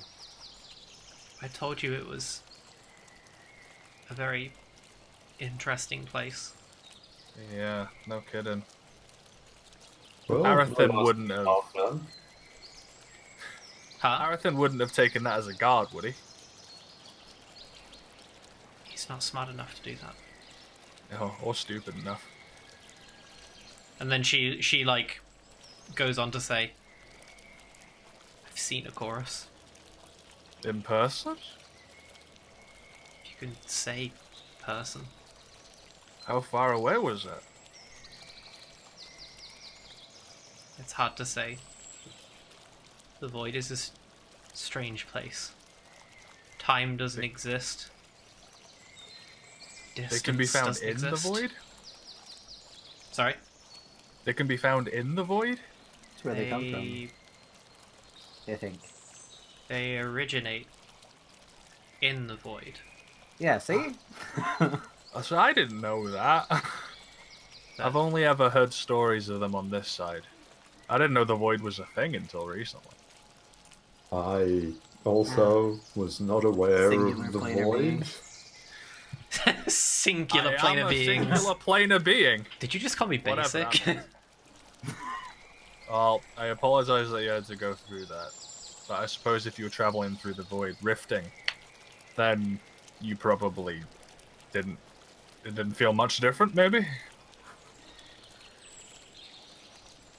I can't begin to describe how terrifying seeing a chorus is. Well, considering we were nowhere within eyesight and it ravaged all of our minds, I can understand. Well, anyway, Laughs in 1d4. I'm gonna hit the hay. I'm feeling a little bit dry, so I might need to. Well, we'll be in the sea anyway. I was reasonably shaken up from rifting, as you call it, just the once. I can't imagine the strength of character and the bravery it took to do it multiple times. You're a I'm gonna very start strong calming girl. down. I'm gonna start calming down the fire, kind of Okay. poking it and rearranging it so it's only like radiating warmth and not creating a lot of smoke. Mm-hmm. I'm Okay. gonna guess, by the way, I'm nearing the exhaustion point line because I haven't rested in water for a while. You have not rested in water for a. You haven't rested today in water. Yeah, that's what I was thinking. So yeah. Let me mark that down. I've got disadvantage on ability checks. Well, it'll be when you wake up. You will have it. Gotcha. It's not after 24 hours. It's just if you spend a day out of water for, like, if you don't have a day where you spent at least an hour in water, The next day. the next time you wake up, you will be exhausted. That's the effect. It's not like 24 hours pass and then bam, you have it. It's you wake up exhausted. Is the Okay. effect. So yeah. So I'm gonna head off to sleep. The only instantaneous effect of exhaustion is when you stack up 6 stacks of exhaustion and instantly die. Yeah. then it's well, I mean, the fifth one as well is you lose all speed, you collapse. Yeah, you just stop moving, pass out, and then eventually just go, dead. And no one in this party is carrying you. Yeah. No chance, except maybe even Horace. No, we're gonna have to tie you to the back of Horus so he can drag you along. No, we're gonna have to tie you up. We just drag you along with a rope. A hog Can't mask tie these you. tracks. It's like dragging an anchor. Just leave a big, it's basically ploughing. Yeah. We're gonna leave a big crab-shaped furrow in the ground as we go. Hey, we can... Crab-shaped furrow. You change your Crab-shaped- Discord name right now. Crab-shaped furrow is actually my new prog album. Okay then. So yeah, it starts to get you've all eaten your share of food. Those of you who need to. The fire is starting to dwindle, and Yes, perfect. yeah, there's just like murmuring of talking between the party. Is there anything that you want to like talk about, or anything before night passes? Is there anything I'm else already you want to do? awake. I went to bed shortly after that conversation with Self. Okay, so basically you're promptly asleep. I'm just gonna basically crouch with my back to one of the walls of the cave on the side, just inside the entrance, and just have Horace plonk down, mostly covering the entrance, just sort of idling and keeping watch, because if he can see something, then he's basically doing what I usually do in standing sentry, except he's more inconspicuous than I am, because he could just live here. Like he's basically just like, when he's like all like encroaching like on himself, he just looks like, you know, like a fallen tree or something. Yeah, it's just a big mound of like moss and bark and he's got his ass slightly inside the cave, but to form like a kind of a seal, but with a bit of a hole over his shoulder. Okay. And so that, you know, this, like, any of the residual smoke from the fire doesn't suffocate us. Yeah. Okay. But yeah, so basically just providing a bit of shelter and cover in case anybody walks past and sees. The fire right now is like very like low embers. You can't really see any flicking, like licking flames or anything like that. I'm gonna tuck away my journal and stuff like that. Make sure that like relief page is tucked in with the drawing. Cool. But Okay. the charcoal is faced to the other page, so it doesn't like Ruin the other page. ruin the page with the drawing on it. And then I'm gonna look over at Celitha. Does she seem cold at all? Because She the fire is pretty low, and she's like off in like a shaded corner. I'm sure. Celitha is conked out. She's like resting her head to the side, and she is completely out. She Is she is. shivering at all? You can't really tell. She's kind of just like. She's basically just like very lightly snoring, Okay. but you can't really tell if she's shivering or not. You can't tell. Well, and this is all stone, right? Like we're just like passed out on mineral, like rock. Yeah, it's basically, it's like, it's not perfectly smooth, but yeah, fairly like smooth stone that you're sat on. I am going to wild shape into a black bear Okay, and lay down near her. sure. And give her some like cushion to lean up against. Yeah, okay. And then I will fall asleep. Black bear girl. I'm praying. I'm just super prayer. I'm because I don't sleep. I'm just gonna sort of prop and just while everybody's sleeping and Horace is watching, I'm just gonna sort of sit here and just softly pray, just continuously. Okay, sure. Soft, ambient, mumbled prayer. Okay, so yeah, Sir Alan is kind of praying to himself to Eliathar, I assume. Yes, and also occasionally throwing out the old "What the fuck was that?" to Ix, because he's still not quite over the whole rifting experience. It's just like, Eliathar, consecrate the cave, protect us, guide us. Thank you for Horace. I love him. Also, Ix, what the fuck? My technical question is, what the fuck? So, by standard naming conventions, it's Bear Gill or Bill, for short. Bill. Well, I mean, it's a black bear, so it's actually Black Bill. Black Bill! It's Black Bill. That's what Gil is currently, Black Bill. So what you're saying is that I am Satan. Yes. Yes. Would you like to live deliciously? Okay, so yeah, it's roughly it's probably like 7:30, 8 o'clock by the time you guys actually, you know, conk out for the night. And you wake up at roughly 7 a.m. You have like a good, 8-9 hours sleep or so. You have enough for a long rest. And all of you very slowly start to wake up one after another. Good morning, everyone. No one else seeing the bear? Beargill kind of like, his head perks up at the scream and his eyes are kind of wide, and then he sees it's you looking at him and he kind of like rolls his bear eyes. Wait, would this make you Bear Gillis? Bear gills. Wait, Bear Gills. Survival man. Bear Gills. He should be up on the berries. There you go, Bear Gills. Oh yes. Growl.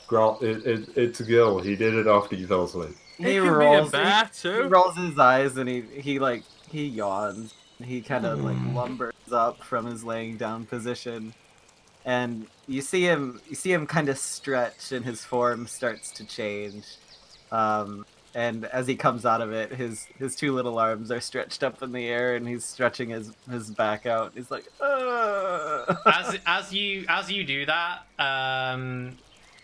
as you like shift, you see Selitha, who was actually like resting against you, basically just like falls over to the floor, and she wakes up.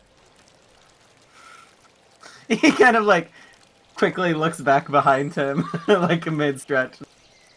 Oh, I'm sorry. What happened? I think you were resting on me, but I shifted back and fell. I'm sorry. Are you okay? Yeah. Does your head hurt at all? No.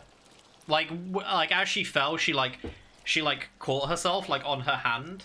It just like shook her up that she was very briskly woken up. Sorry about that. No, it's fine. Good morning. Well, Good morning. I don't know about y'all, but I feel like shit. What's wrong? I feel very dry. Oh yeah. I'm sorry. It's been a while. We'll be heading to the ocean anyway. Did Horace see anything in the night? Anything pass by? No. Like, Horace did not detect anything like passively. Yeah. As far as you can tell, like nothing of interest is around. Cool. I'm gonna sort of post up outside the cave, find a nice little area where the branches don't completely cover us, and see if there's anywhere that the rays are sinking through. I was about to say, as Horace moves out the way, you quickly realize it is very much raining. Like, fairly heavily. Huh. Grawl's gonna rush outside and just like, ah. I'm also gonna rush outside with him and just be like, and stretch out in it. Praise the rain. Yeah, it's like, it's not torrential rain, but it's definitely like heavily raining. Dig in my roots into the ground, soak up some of that good shit. Gil kind of chuckles watching them run out into the rain, and then sits down near the. I'm pretty sure the fire is out by now, for sure. Yeah, oh, it'll be, definitely. Sits down next to it and pulls out his journal and starts preparing spells for the day. Sure, okay. Horace is also lumbering out into the rain and digging his roots in like a big dog.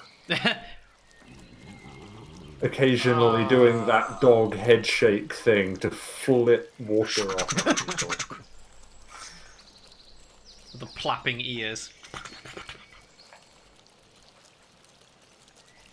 Okay. Yeah, so as you all, get to your feet and, wandering outside, wandering around the cave, Selitha, speaks up and says, so, what's the plan for today? I think we carry on traveling. Yeah. I'm just going to enjoy the rain. I'm not quite sure whereabouts are we, but I'm pretty sure we're still heading east. I think we're in a cave. I mean, you're We should currently outside. continue heading east, yes. But I don't think we're far off the path either. you have some breakfast. I need to drink in some sun. What little sun there is. Yeah, as long as it's daylight, you don't have to be. The Zephyr don't need to be actively like touched by sun rays. As long as it's daylight and they're like, yeah, they just have to rest in daylight. So like more so, if it's like torrential downpour, then you wouldn't really benefit. But this is just like, it's raining. It's very bright, but it's raining. Like, it's like bright grey clouds. There is like, it's not all cloudy, but currently it is like heavily raining where you are.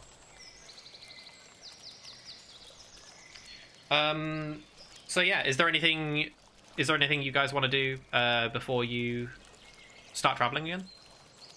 I'm just gonna stand out in the rain and I'm gonna play. Okay. Can I go outside into the rain and look on the ground for like a forked twig, Yes, you can. like a Y shape specifically? Sure thing. Yeah. Okay. Living with the druid. Very much. Can I just find this very specific shaped Yeah. thing? Mm-hmm. Living with a druid, you'll have to survive. Okay. Yeah. You managed to find one fairly easily. It's a fairly common thing in the middle of a forest. Okay. I put it in my pouch. And then I go back in away from the rain.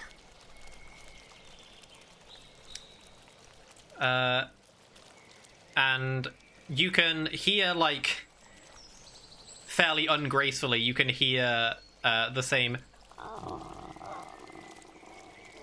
coming from Salitha. And she kind of like backs away slightly in an attempt for you to like not hear her stomach, but Gil definitely heard. The other two like are outside in the rain, but Gil overheard her stomach like rumbling. I think there are leftovers, aren't there? Like we had enough for Ninsala as well. We have an extra day's worth. Yeah, there was an I've left it extra. in the cave. Oh, There's an extra portion, not an extra day. It's an extra meal. Just I will remind take you. that over to her. Oh, what are you gonna eat? Yeah, I'll find something. Are you sure? Yep. Does Grant not want it? Nah, he'll be fine. But he seemed a little out of it today. Maybe he needs it He more. just needs some water. He'll be okay. Oh, okay. As long as you're sure. Mm-hmm. And she picks up like the remainder of the like berries and mushrooms from the floor that were like near the fire, and just like starts to pick like out some of them, like the ones that don't have like dust on them. And she tucks into that while just waiting around for the others. I'd like to note that Growl's probably like running past the cave mouth screen. It's fluttering, having fun in puddles. Right, okay. So you woke up at like roughly between 7 and 8. All of this has happened over the course of the last half an hour or so. So are you all wanting to begin your journey again? Continuing on to Yali? Yeah. Yeah. Yali. Before I set off, I am going to dig at the base of a tree and find some insects for Cedric. Sure. Okay. Galley. Yeah, Ale. What am I rolling?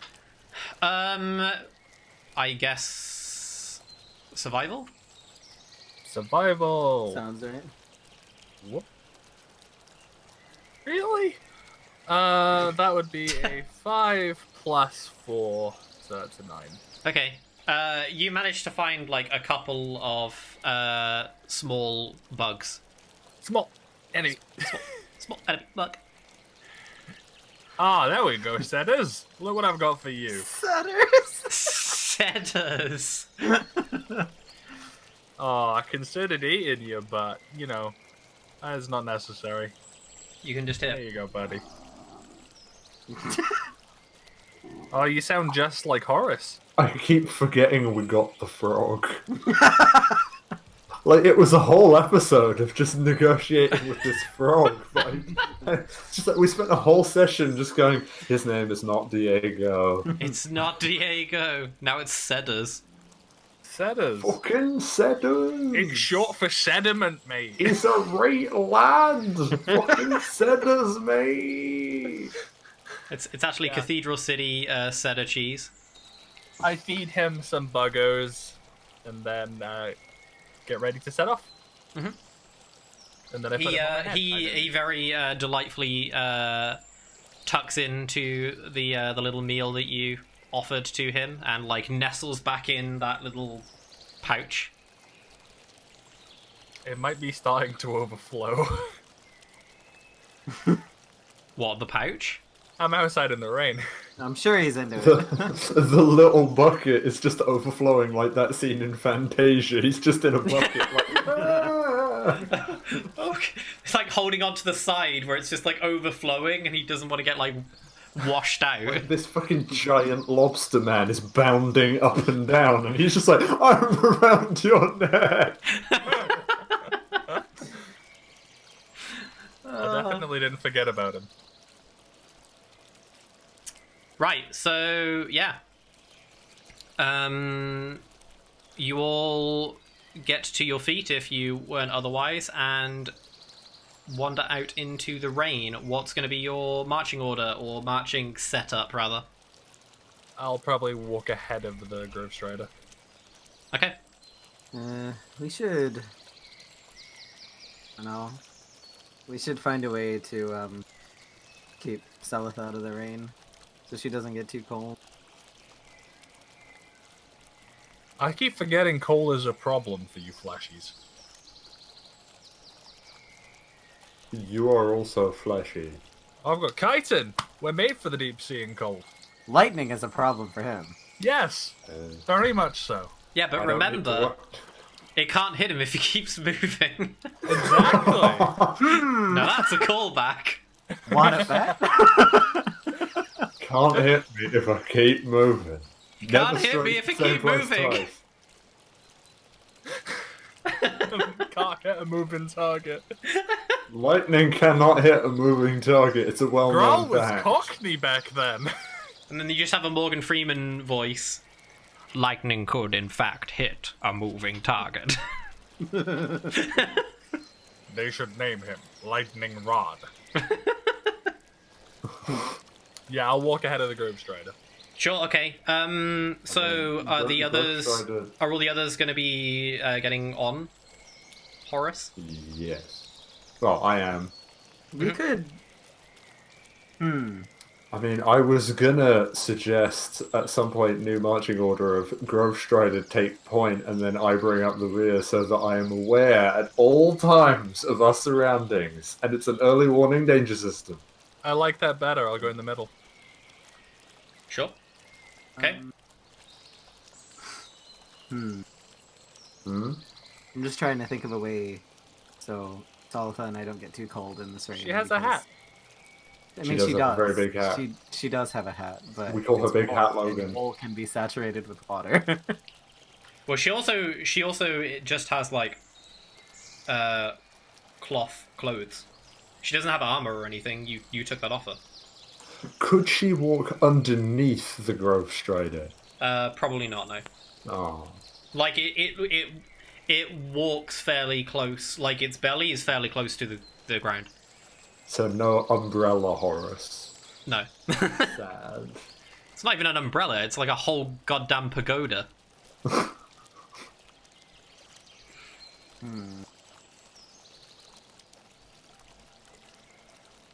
up to you. But I need to know like how you're going to be traveling. Because my initial thought was that we could sit close to like where you're sitting, but in front, so that you overshadow the rain. But if you're gonna be off, that wouldn't work.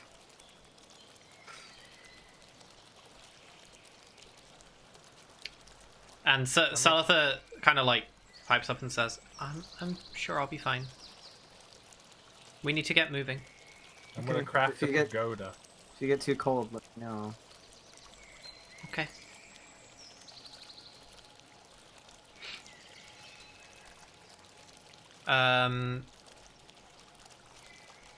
And she speaks up and says, Alan, can you make Horace duck down again, please? Without me even saying anything, he just does it. Okay. Ah, yeah. And Gil like flies up to his head again, sits down, and goes, "Woo!"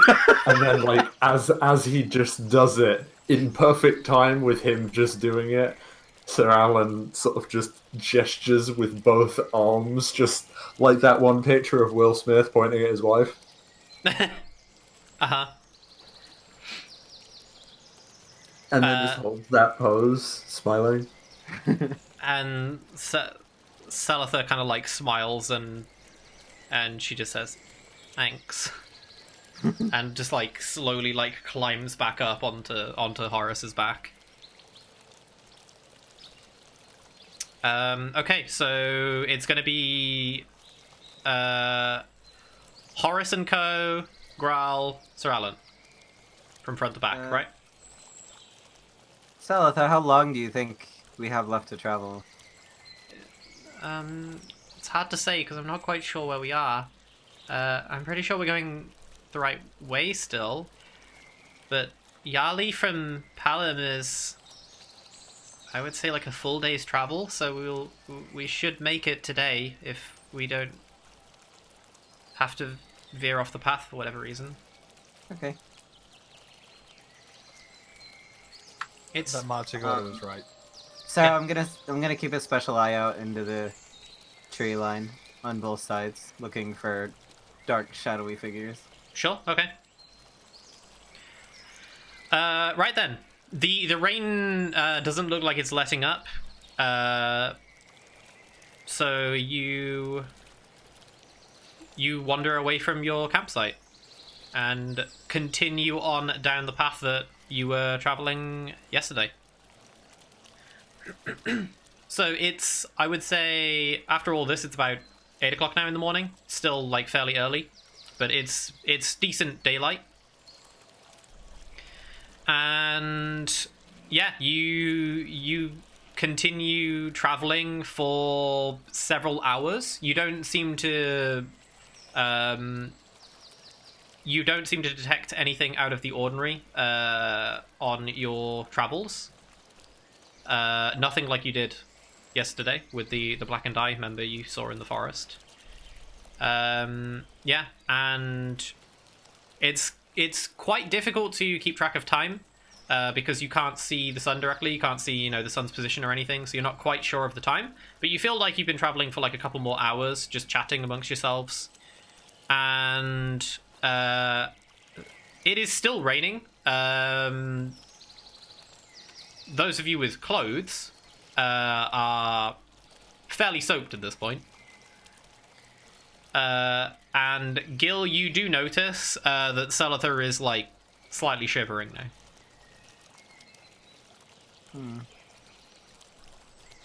I'm going to slide down the back of his neck. Okay. And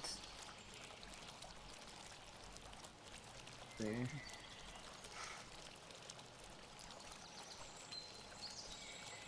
Girl's just free bowling it.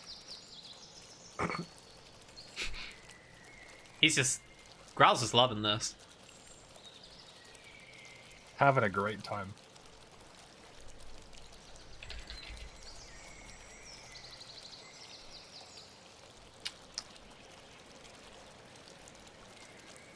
So what are you wanting to do, Kian?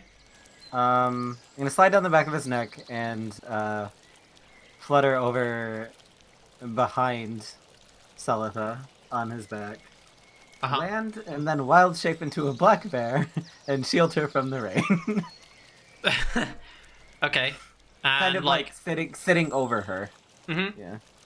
Like as you do so, you notice that the Grove Strider kind of like slowly lurches down its back, like under like the gained weight all of a sudden, and it kind of like turns its head, but it can't quite see like its back, and it is kind of like giving like the thoughts to Sir Alan of like, what's on my back. A little warning before you do that next time, Gil, please. And then, Well, like, I don't know I'm best basically about just- Grathal. I'm just basically gonna send a mental snapshot of what I'm looking at to him. Just like, yeah, he's a bear now. And you can just hear like as it's having to put in a tiny bit more effort than it was before. You can hear like a as it like trudges like onwards, like ever so slightly slower, but not that much of like a difference in pace. Also, just a thing Being to fat mention. shamed by Horus. He can understand. He can't speak any languages. He can only communicate telepathically with me, but he can understand Fae. Yeah, he could. Yeah, the Cephal Grove Striders can understand Fae. They just can't speak. Oh no, I hang on. Does it? Hang on. As Say a, when I'm a bear. does it already have Fae as a language proficiency then? What, the Grove Strider? In terms of in the universe, does the Grove Strider already speak Fae? It doesn't like, speak understand. it can just understand. Yeah. But it does already understand it. Yeah, as it a does Fae. understand it. Okay, cool. Then, because it gets an extra understanding of a language from the spell. Okay. So if it already speaks Fae, then I guess ever, because that's the only other. I mean, thing. that would make more sense. Like, Yeah. yeah, because it has to be something that it could, like, make sense, understand. Like, it wouldn't know Krathal. It'd never been anywhere near one. No, but like from just me knowing languages, it gleans one of my understandings of languages telepathically, so it can understand. If it already speaks Fae, then yeah, it understands Evan and Fae as well. So it can understand Selitha talking at it. Yeah, uh-huh. Yeah, they just can't speak because they lack the ability to speak. They just have, like, a telepathic bond with their owner. And the owner is able to discern their thoughts, but they can't outwardly speak like Sir Alan can. And they can understand Fae because the Sepher speak Fae. That's what the Sepher's language is, Fae. So, yeah. Also, I have keen smell, just as a heads up. Okay. Oh, is he Kinlaw's brother? Shut up. Fucking hell. Ah, yes, Keenlar's brother, Keen Smell. I ain't even mad. That was kind of good. Fucking hell. And I also retain my perception because I believe that either intelligence or wisdom based. Yeah, regardless, they're high. Wisdom. Yep. Okay. So yeah, Selitha fairly quickly stops shivering. She's now coat. yeah, she's now she doesn't really say anything, but she kind of like, you feel her like press up more like into Gil. Am warm. Am warm. Yeah. So the lot of you continue onwards for what seems like several more hours. where are we up to in time? So I'd say it's coming up to like midday at this point. You're not quite sure if it's like noon or afterwards. And Gil, once again, you sense a figure, this time off to the left. Shit. Okay. You get the same, like, you can't discern details or anything, so obviously you could immediately assume it's one of the Black and Eye, but you can't discern from where you are. They're very far away, like in the distance, but you have like passively picked up on that there is a figure off to the left. Okay. I'm gonna drop bear form really quick, pull up my quarterstaff, and cast Pass Without Trace, Okay, sure. encompassing my party and Horus. Mm-hmm. And then I will shape back into a bear. Okay, then. And Are you able to do that and then shift? Twice. Is it concentration? It's not concentration, no. That's just a cast spell. It's just a thing that happens and then it's done. Yeah. In a flash of lightning, he just drops it, casts a spell, and then is a bear again when the flash ends. I am Coat. Yeah, you just hear the like underneath the thunderclap, and it just like That's blends some World of in. Warcraft shit right there. I'm off tanking. Leave me alone. At least you're not a boomkin. True. Disgusting. Fun to play though. I'm sure I could be a chicken if I wanted to be. So yeah, you do notice that there is a figure in the distance. They are geographically north. They are to your left because you're traveling east. You can't discern like characteristics. You can't discern like what they're doing. You can just sense that there is a figure off the path. This one's like maybe 50, 60 feet away, but it is light enough to be able to see that there is someone over there. So are you just continuing onwards? Oh fuck. Okay, it is concentration, so if I can retcon, I won't. Yeah, be that's fine. Yeah, I was just shifting back. yeah, that's fine. Okay. Does Gil tell us about what he sees? Because we won't see it. I will, like, after I cast it, I'll whistle and gesture over. Another one? It seems that they are hot on our trail. Aye. Salitha, after we get far enough away from this, I'll go back so you aren't as cold anymore. It's okay for now. Thank you. I'm surprised that they're not checking on the path. Me too. Maybe they're looking for something else. Regardless, they're also looking for you. So. I've been away from them for so long now. I don't know what they're doing. Probably Either, but I'd rather something not find dastardly. out. Well, I'd rather know. I don't want to be a part of it. Is he alone?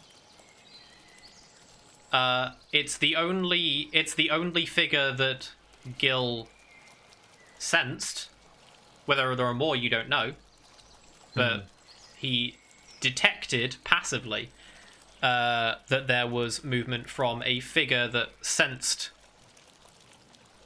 like the one before. About how far away is it? Slightly further away this time, maybe 50, 60 feet. They're well off the path. Okay.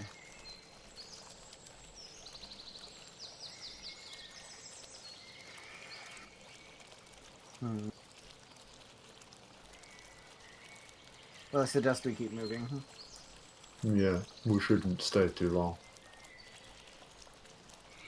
Agreed. Does anybody know this area, about how far we might be from Yala? I think the only one that's actually been on this path is Salatha. I think. But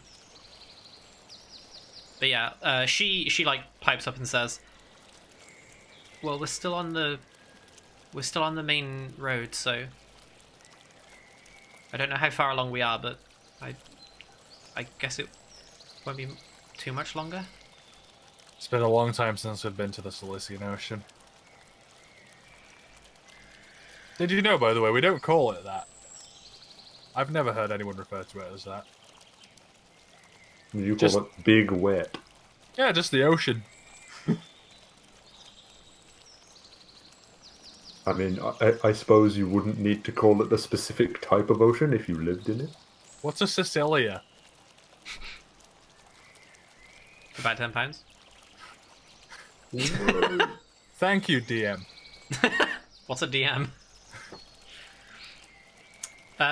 Yeah. So like as you're trudging along slowly through the rain, as you're like looking, back and forth, forwards where you're traveling, and then like at the figure in the distance, and then back again, and as you look forwards, the next time you look back, the figure isn't there anymore. Okay.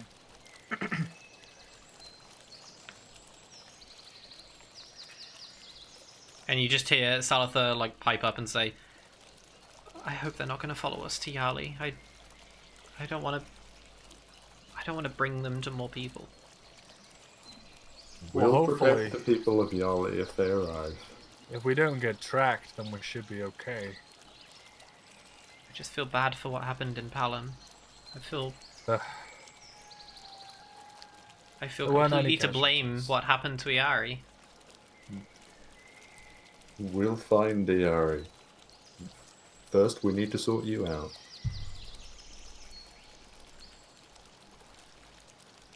Okay. Sort you out. And yeah, the party continues on eastward. What feels like the forest carries on for hours and hours until after the roughly around the Gil's spell starts to waver. You start to see the what looks like the end of the forest. You can see a lot more clearly at the end of the road. You can see that the trees start to dissipate. The rain is gone. Sorry. Basically, yeah. Yeah. So you can see the edge of the forest from where you are now. Is the rain stopping? Um, Am I turning the rain ambience layer off? the rain hasn't stopped yet. No. Okay. I'll turn it down slightly. And yeah, you make your way to the edge of the forest, and you are just on plains now. And in the very far distance, you can see a village. You are heading slightly downhill now, similarly to how you were with Nera, as you were traveling, down the hill into the valley. Although this time, you can see the ocean in the very far distance. Old friend, it's been a while. What's that? That, my friend, is what's known as the ocean. What does it do? A great many things. Doesn't It's look walkable. That is the smartest thing I've ever heard you say. It's like the land, except you can't walk on it. And instantly followed up by the dumbest thing I've ever heard you say. Old He's like friend, you speak Socrates. my If mind. Socrates had been hit in the head as a child. Give me a moment. It's been a great many decades. It looks very unwalkable. Do we need a boat like the lake thing? Yes, it's like a lake, only much larger. Do we And need salty. a bigger boat? Yeah. Well, me and Gil are going to be in there, so as long as it fits you. Well, we're going to be going in there for a while too. I don't know where Horace is gonna go. He's going to wait.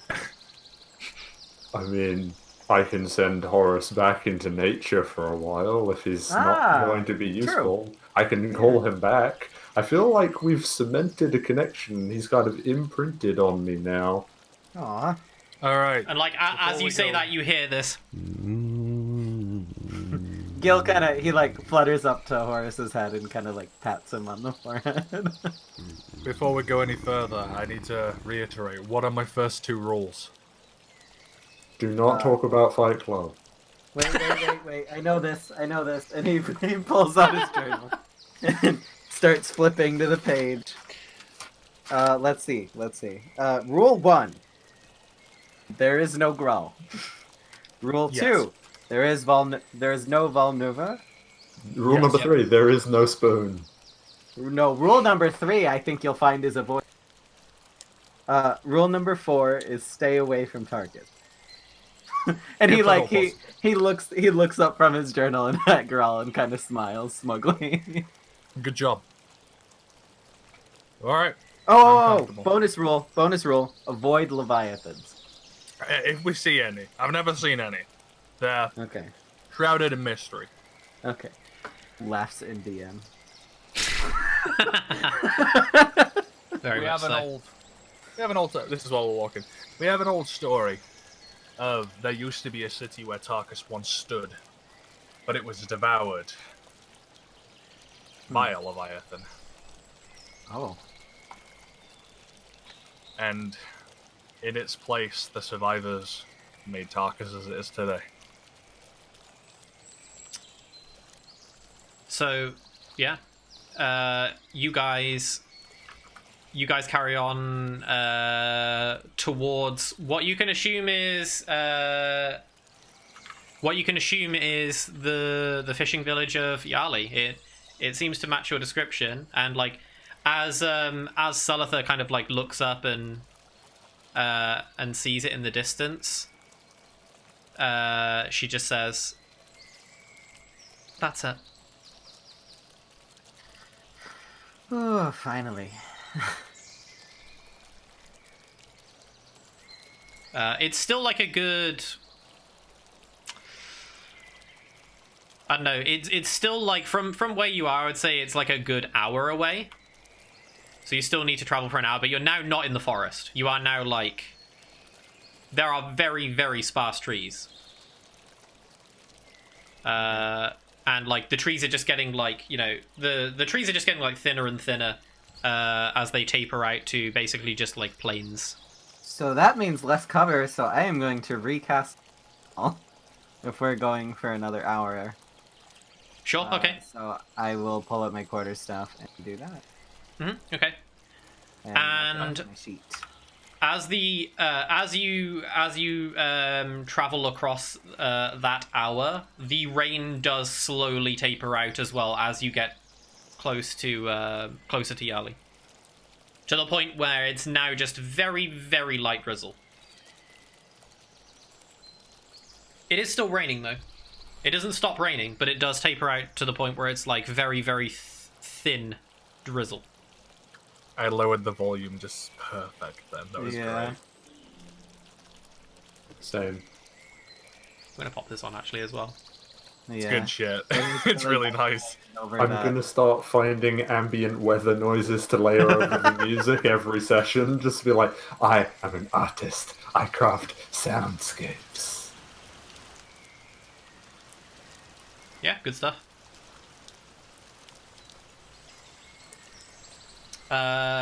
I feel sorry for the villagers when we just like drop the fucking spell in front of them on a Cephal Grove Strider. And they're just like, We have a heading. I might drop the Grove Strider before we drop the spell, just so they don't all shit themselves and die. Have you ever shit to death? no, but they're gonna. So yeah, you get closer and closer to the village of Yali. You can see that there are several Ever wandering around the village. It looks a similar size to Nera, but rather than like roughly the same like width and length, it kind of like the village kind of just like goes around like the coast. It's like it follows like a dock almost. Like it's not very dense. It's more just like very long village that follows like a dock. Gil. When I'm going to climb up onto Horace's back and draw my sword and make a heroic pose. I'd like you to wait until we are in the middle of town and then drop the spell. I don't think it's going to last that long, old friend. Ah, damn it. You need to make an entrance and lasting impression. It should take us to just about the front gates. Yeah, it would last like, you'd probably be like a couple of minutes walk away from being in the village. But we can stride up that way. We can stride up. Yeah, you can heroically like, you know, stand up on his back with your sword out. Oh my god, I'm Captain Morganing it with one leg like up and then on. Yeah, his, you can do that. Sure thing. With my sword Careful of your drawn. passengers, old friend. So that's what you want to do. That's how I'm rocking up. Roll for performance. Love it. Yes.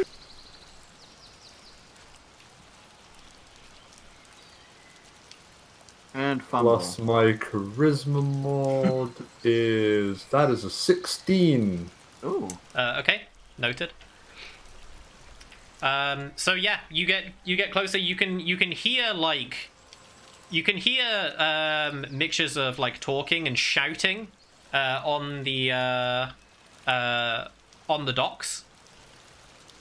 Like as you get closer, you're now like a minute away or so, and the spell has definitely like worn out. And you don't see anyone, but you can hear like talking and shouting from the docks as you get closer.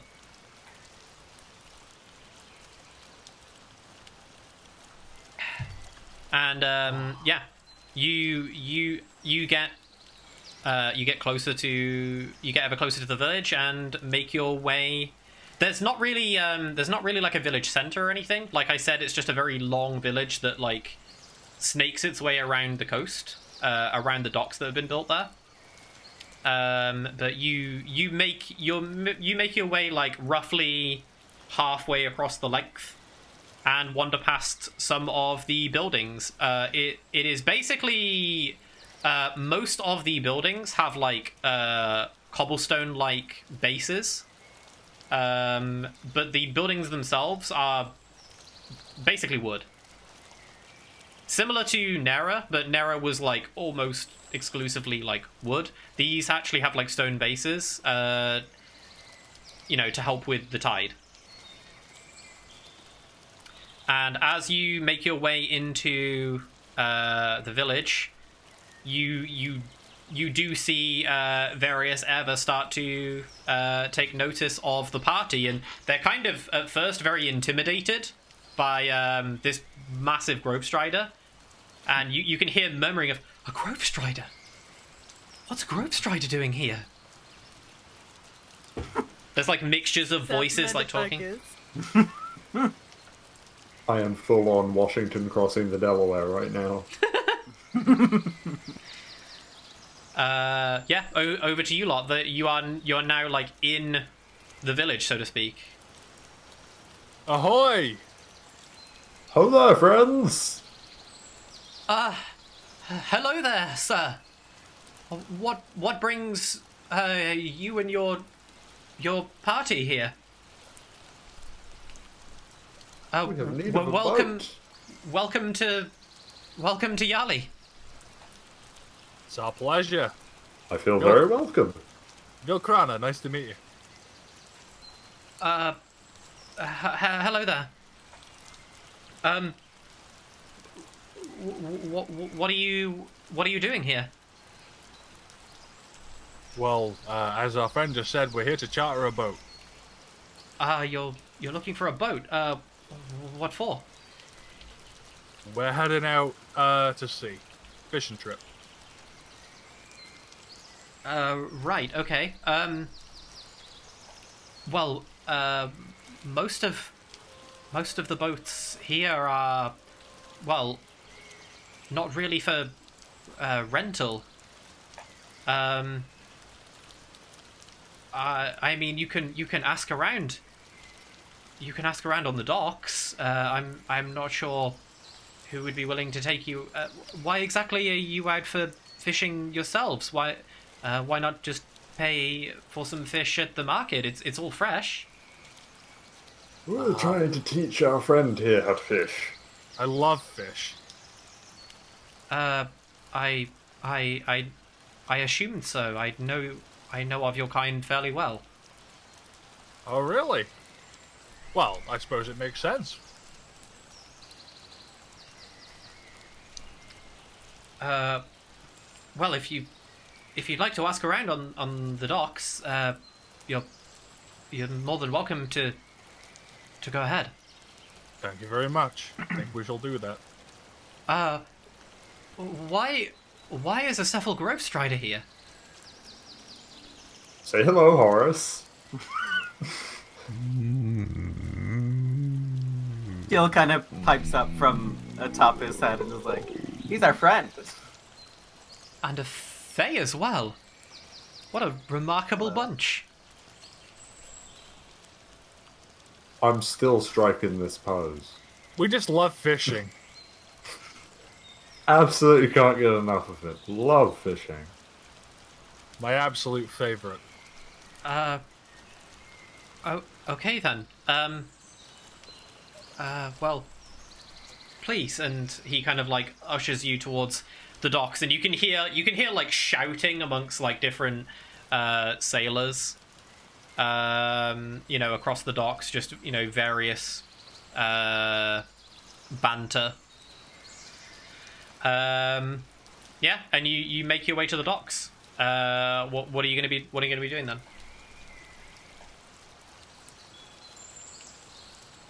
Growl's gonna hop into the ocean.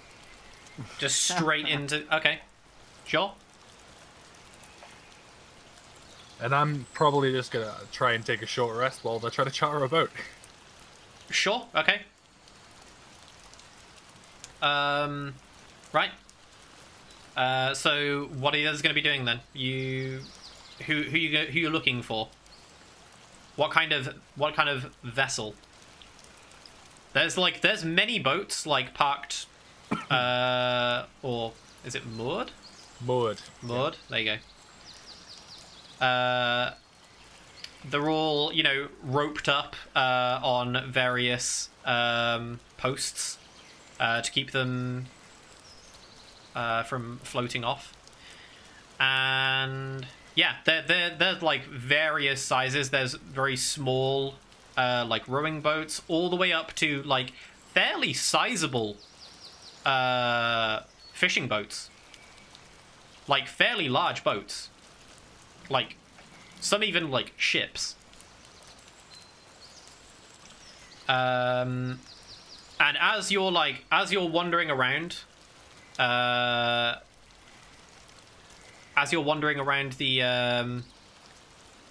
docks, you hear a young a youngish female voice pipe up and say, "Ho there, travelers!" Ho there! And you turn around and notice there's a Doroshi, Evan girl, wandering up to you in like very like stereotypical captain attire, like leather like sailor outfit kind of thing. Hat. She does have a nice hat. It's not like an over the top like captain's hat, but she does have like a leather hat on with like a feather stuck in it. Has a feather in it.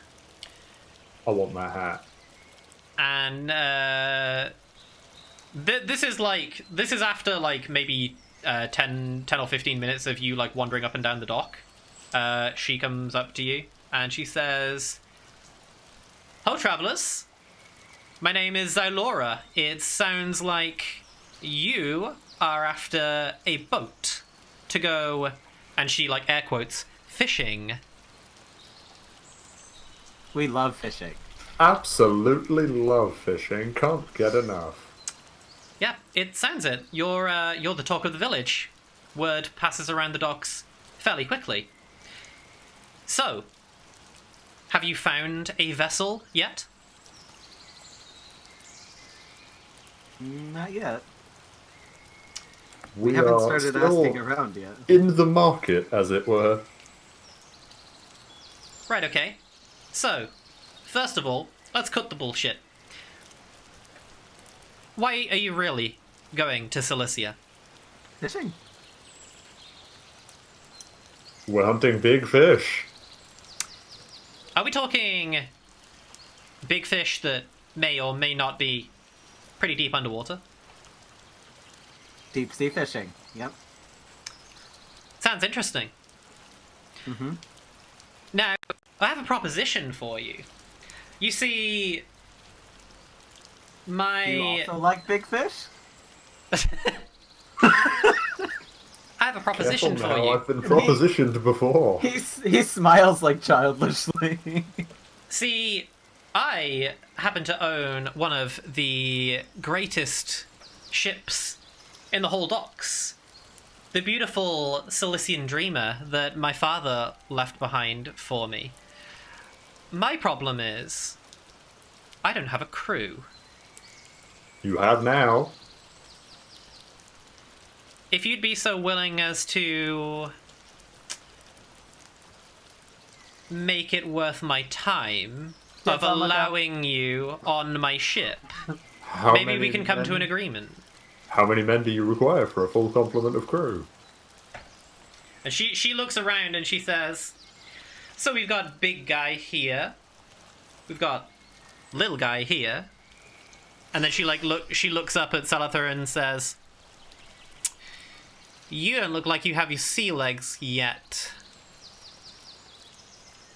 And then she says, "And as far as I'm aware, the talk of the town says you've brought a crack Nova with you, who hasn't killed everyone here yet. Any reason why?" He's swimming. He's harmless. So the reason, and she cuts across and says, the reason why he hasn't killed everyone is because he's swimming? Or... No. Pull up, He just, pull up. he just likes swimming. He's harmless, really. Is there a don't think reason he why actually he's not harmless? Or he's harmless? I mean, we've traveled with him for a fortnight? Has it been already? Wait, you mean on land? Yeah. What's a crack Nova doing here, out inland? I don't know. He has his reasons. Shits and gigs, mate. He's hanging out. And she's like really perplexed by this. And she just says, "See, I'm an adventurer at heart. But my problem is I can't really adventure without a crew. Let's say I take you where you want to go. Maybe you can find me something worthwhile in your dive." Big fish? We're going I'm fishing, thinking something a little shinier. Shiny fish?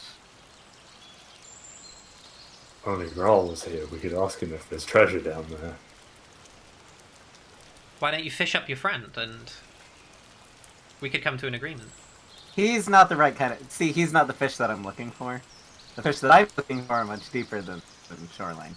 Are you talking about me? I'm like floating on the surface. And she looks over and she says, "Oh, you're the Kragnova, a custodian at that. Interesting." I heard you chatting. You looking for me? Yeah. How much did you hear? Most of it. Something about not killing the town. Shiny? Well, you'll obviously be the muscle. So, Sir Alan's no slouch. And he like flexes his shoulders a little bit and limbers his arms. He's just like, yeah. and she like looks over to Sir Alan and she's like, right. So, do we have an agreement? That depends on what you're looking for. Shiny fish. I never said fish, little guy. I mean, fish are shiny. You said shiny. You didn't not say fish. She's looking for silverfish? Oh no, you don't want those.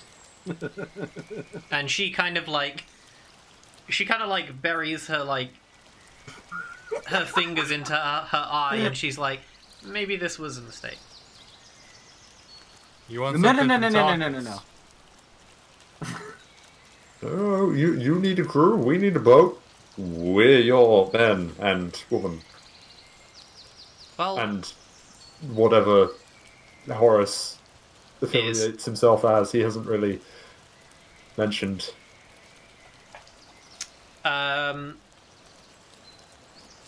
yeah, so she says, I'm being entirely serious, by the way. We sailors have a very strict code. If you take on... If I allow you on my ship to take you where I want... where you want to go, then you'll fulfill your end of this bargain. Don't know what our end is until you tell us our end. Yeah, what are you looking for? And she kind of like walks like closer up to you and she just whispers, I'm looking for treasure, you idiots. Well, there's a lot of that in Tarkus. How much? If I can paraphrase yourself, and he like air quotes, cut the bullshit. And he's like not really like that's like the first time he's ever said that, and he's looking kind of confused about what that is. And he's like, "That sounds like you're after something specific. What is it that you're looking for?" Nothing specific. I just want something in return for my time. It's Play a mutant doable. pan flute solo. What was your name? I missed it. My name is Xylora. You can Captain just call Xylora. me Captain Xylora. Of course.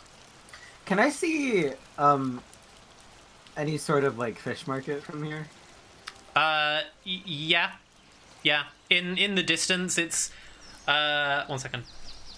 We'll quickly check. I want to get up on Sir Ellen's head for like a better vantage point. It's to the south of the village is the market. It's not like central, and you currently like wandered further north, so it's like it is in the distance, but you know you can see the market. Okay. Captain, before we agree to anything, may we inspect your vessel? Absolutely. Need And to make sure that it'll take the weight. she like does like a 180 and like kind of like pulls on her finger towards you lot and says, "Right this way, crew." And like as you lot are like wandering further north up the docks, you hear like a passing Ever, a male Ever, just speak out over to you lot, and he just says, "Xylora, you managed to find idiots to accompany you. Best of luck, travelers." I'll do my best. Who's that? Hello, sir. Oh, that's Girma. Shut up.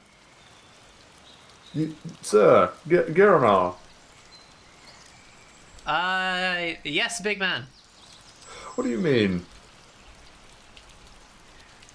What do I mean? Yes, we're still in between jobs at the minute. We haven't necessarily agreed to anything. Why would we be idiots to work with this lovely woman? Xylora tends to have a reputation of being a little new to the whole sailor business. She merely inherited her father's ship. She doesn't really have much experience with this whole ordeal, and you can just hear her. You can hear Xylora saying, "Shut up." I mean, I'm pretty good with the ocean. I think we'll be fine. That's fine. Experience learned is experience gained, my friend. There's nothing wrong with inexperience. There's a first time for everything. The only way to gain experience is to go out and do it. And There was a time you just where I hear haven't like swam. as he's like wandering like south, you can just hear him laughing, and he says, "Your funeral." You're a dickhead.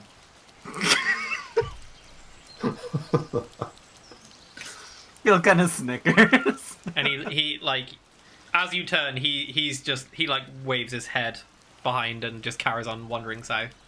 Growl, what's a dick? I'll teach you later. Oh.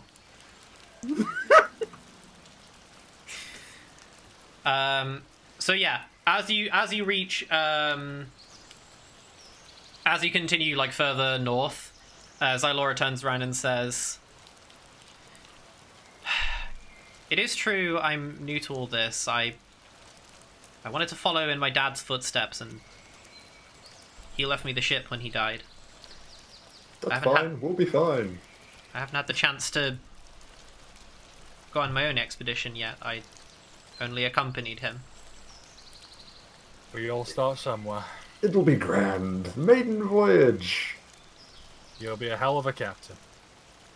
Everyone here just thinks I'm an idiot. Because you want to go to Tarkus? We don't think you're an idiot. We travel with him. True. And like I don't wanna... as you're like continuing north, you're seeing like the boats are starting to get bigger and bigger to the point where like they're getting like more ship sized, and the northernmost ship, the largest ship in the entire dock, she like takes like a turn down like a branching like offshoot of a dock, and she says, "This here is the Sylisian Dreamer."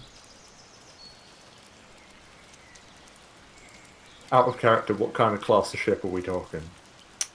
Like, we talking sloop? We talking big ass galleon? What we got?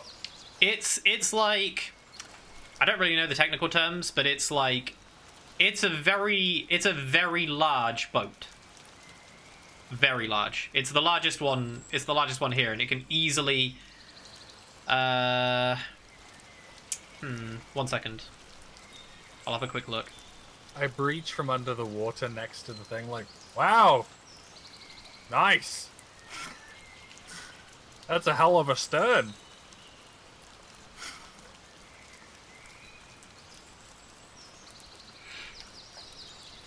Buy it dinner first. Hey, At it- Alan, you know what? At its widest, it's about 40 feet wide. Alan, do you know what that part of a ship's called? Which part are you pointing at? That one.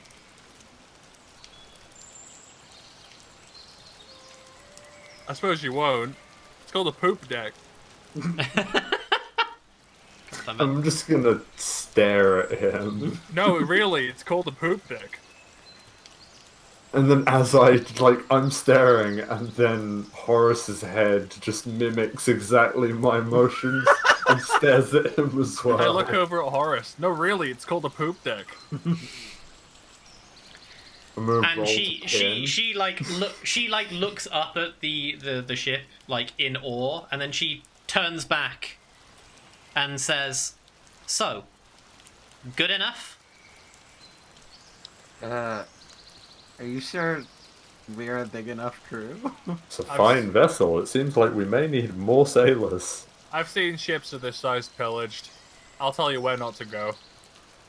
And she just says, "Need I remind you? Everyone here thinks I'm an idiot. Well, you No won't one, be an no one idiot. wants to be my crew." It's fine. We'll crew it. It'll be grand.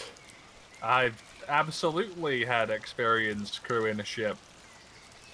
As far as I'm aware, your people don't exactly crew ships. I've However- seen people raid a ship. However, you're just the kind of person I need as muscle. Well, if you play your cards right, you won't need any. We just need to stop outside the borderline of Tarkus and we're alright. And then she kind of like she slowly like walks up to like closer to Graal, and she says, "I'm gonna need some of that pillaged treasure." It's gonna be tricky. You know that. You know when they keep it? That's why I'm getting you to do it. He takes out his journal and he starts like flipping through it. And he goes back to that page and he goes, "Rule number 4. Stay away from Tarkus." Well, it's a good rule to live by. And Xylora turns to Gil and says, "Here's our deal. I'll take you wherever you want to go. But I want some treasure from Tarkus." It's not worth any of our lives. And then she shrugs and says, "Find another idiot then." I mean, unless you want to be joining your dad.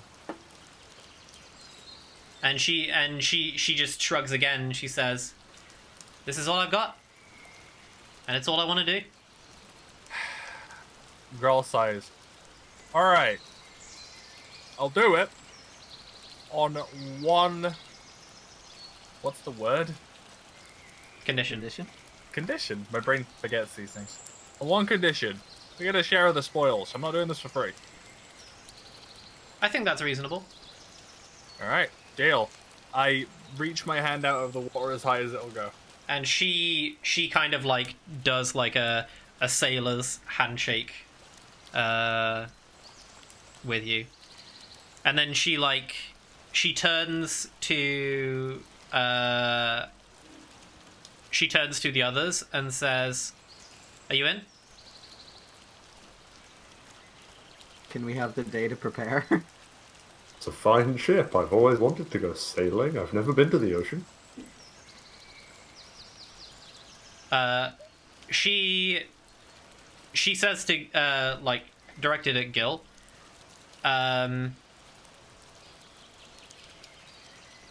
I mean, it's not like I'm going anywhere. Okay. Because you don't have a crew. And she kind of like looks back into the water and she says, "I'm pretty sure I do now." Yeah. It'll be fine. And he claps her on the back. And yeah. Also, Yes, Cap.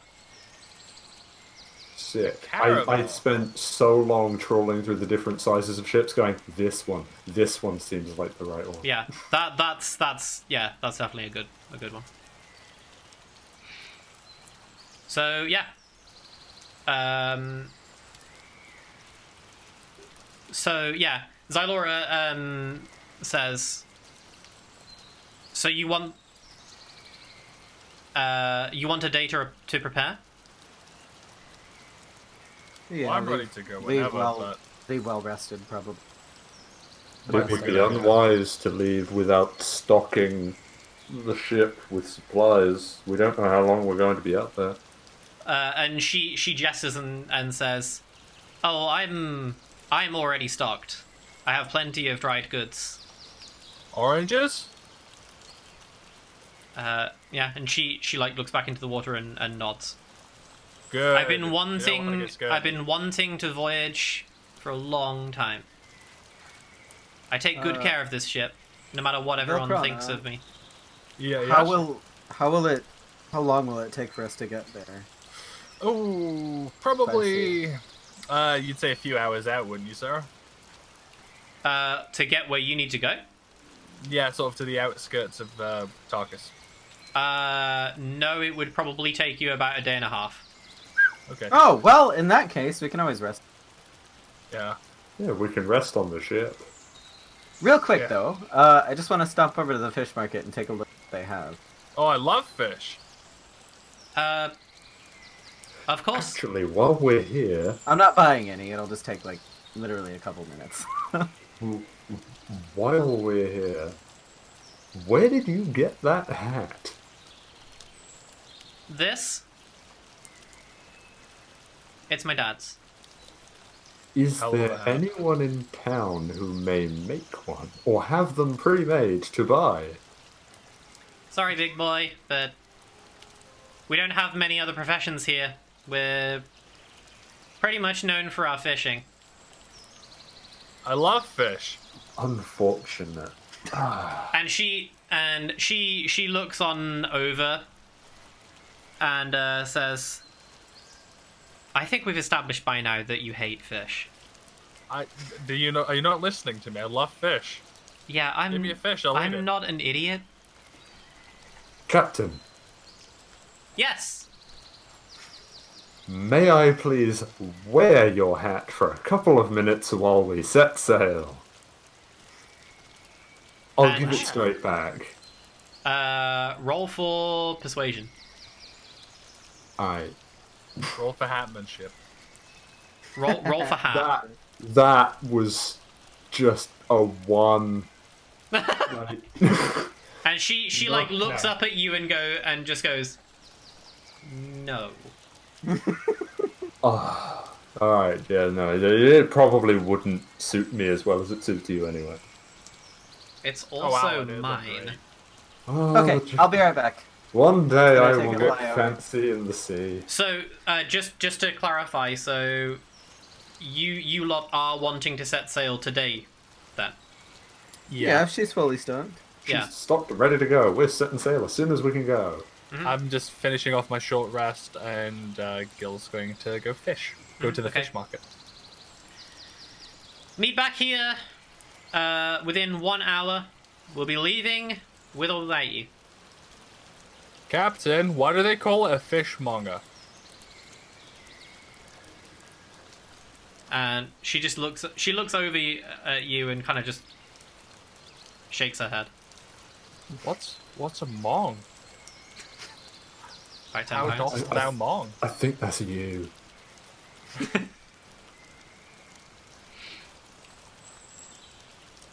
Okay then. So Gil, you head south down the docks. Yep, And I'm just gonna fly over. Yeah, as you get closer to the market, you can hear like banter from the fish market, like picking up. It's getting louder and rowdier as you get down there. I'm going to take a look at the baskets of fish and take note of the native species. Yeah. to Okay. these Sure. waters. Specifically interested in any sort of squid, octopus, anything with grabby grabbies. Yeah, okay. Mm-hmm. Yeah. You can note down, like, I don't know if you'd know, like, what species they are unless you asked around, but you can make, like, I guess, like, drawings of them and then show Xylora and she could tell you. Yeah, I'll pull out my journal and kind of like quickly sketch Okay. their appearances. They're very crude sketches. Yeah. Specifically deep sea and or grabby grab. Yeah, sure. Okay. I'll keep that noted. Things that look like they would be adapted to like high pressure. And you can see some like burly like Evan sailors, like just wandering around. You can hear like chopping of like some fish. You see others just being like placed on like tables. You can see some placed in baskets, etc.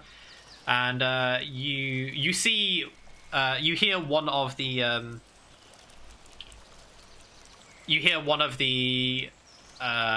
burly sailor men shout over and say, "Little man, interested in some fish?" Yes, but not for eating. Just looking, thanks. Righto. If I can help you in any way, then let me know. Oh, you can't, so thank you. And he kind of like scratches his head and kind of turns his back and continues working. Right, okay. So 5-10 minutes pass then as you're making notes of, you know, the surrounding aquatic lifant. And he'll sort of like walk up to a couple that look interesting and kind of like closely examine appendages. Yeah, sure. So yeah, you make note of all of the fish and the grabby grabbies and the deep sea life. And is that all you're wanting to do around the fish market? Yep. I'll Okay. head back. So Gil makes his way back to the Sylisian Dreamer. Have the others just been like waiting around the ship? But why is it called a fishmonger? Yes. Yes. Yeah, no, we've just been hanging out listening to him do that. But why? Like, Sir Alan has been staring at every little bit of this ship from the dock and just trying to piece together what bit is what, because he's read about boats, but he's never actually seen a big boat like this. So she's like, Points. what's this? No, do not say poop deck again. That's a part. I can help. Stern bow poop deck. Aft. Not And you like everybody get on the boat. I'm trying to find the mooring line. as like Xylora wanders over to Salatha, and she just whispers to her, "Is he actually stupid, or is he just pulling my leg?" And Salatha kind of just like, Which one's she on about? she's on a back growl. What did I do? I'm pointing out the real points of a ship. Yes, what did you say, Kian? fishmonger.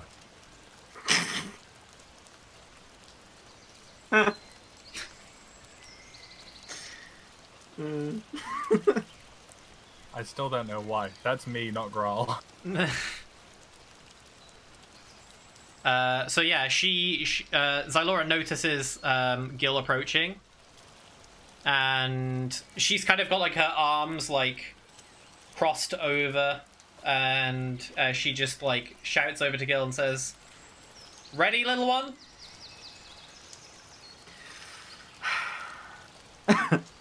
I take my journal and I push it towards her face and point at a sea creature that I've drawn. What's this? She'll tell you. DM doesn't know the name at the moment, but Okay. I'll have the details for you. Yeah. But yeah, Because, like, she'll tell you. Out of character, like the whole purpose of me doing this is so that I know what I want to shape into. Yeah, that's fine. I got that. Yeah. So yeah, she'll she'll have told you. I'll let you know by next chapter. Okay. Yeah. He just goes through and keeps doing the same thing and like points to each one.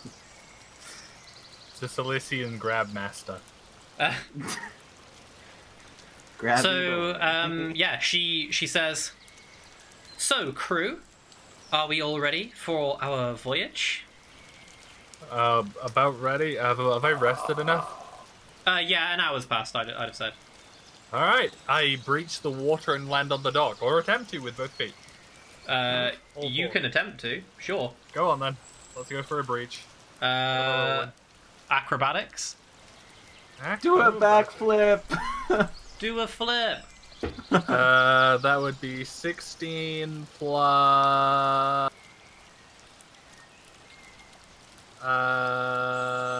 0. 16. Okay. You definitely managed to make like some form of like breach.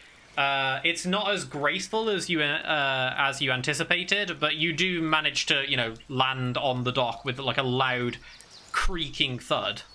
Ta-da! And and Xylora kind of just like steps back as she kind of like just got sprayed by seawater, and she just says, "Fantastic." Thank Gil you. I Gil really tucks his appreciate it. journal away and holds up a 3 with his finger. Oh, that's rude. I thought it was at least a 4. You can count. I can count. One of Gil's fingers goes down. He's holding up a 2. 1, 2, 3, 4. However many other legs things have. At this point, Another Horus- finger goes down, and he's only holding up a 1. So everybody's off of Horus now, right? Oh yeah. Yeah. At this point, Where's Salatha? Salatha's like nearby. She's just been like wandering around like the main group. Okay. Yeah. At this point, Sir Alan's just like, everyone say bye to Horus. We have to leave him behind. I doubt he'll fit on the boat. 5 horse. Yes, Horus. I should have clarified. Your friend isn't coming with us. No. He'll be fine. And then he like, and then What is he, a Oh. clapper? He's a Horus clapper. basically just disassembles into a mass of roots and moss and stuff and slumps into the sea. Mm-hmm. Oh. Just instantaneously disassembles. Yeah, I mean, like the Grove Strider's like how your spell works is you essentially just call the soul, and it basically like creates like a Grove Strider like out of the earth. So like basically when you clap, it kind of just like gracefully like falls to pieces and like scatters like back into the earth again. I'd like to think that Salith is just flossing. I no. No. Get on the boat. Get on Or the damn boat. on the other hand, no. Okay then. So yeah, Xylora shouts out, "Well then, crew, shall we make haste?" Yes. Aye, aye, absolutely. Captain. Yes, sir. And then, like, everybody, like, everyone get on. I want to do the mooring line. I've read so much about this. I'm very excited. Grawl runs over to the poop deck. Okay. And stands there giggling. And like as you all come aboard the Sylisian Dreamer, Sir Alan, are you unroping? I'm still on the dock. I'm gonna unroping, make and sure Salatha's with us. Yeah, she is. She Okay. she followed on. then- Yeah, I'm waiting until everybody is on the ship. Okay. And then Sir Alan unties the mooring line and like hoiks it over the side of the boat and climbs on and takes the little plank in, and it's just like, yeah. I Like, immediately he's- fly up to he's the so tip of the happy. mast pole. And as soon as you unwind the rope, and chuck it on board, Sir Alan makes haste and wanders onto the ship as it kind of slowly ebbs its way away from the dock, and you hear Xylora shouting out, "Right, crew!" And then she shouts out, "Sails!" Aye, aye, Captain. Can I reach the sails being tied up without using the rigging because I'm along? Yes, you can. Sick. I'm on sails duty. Okay.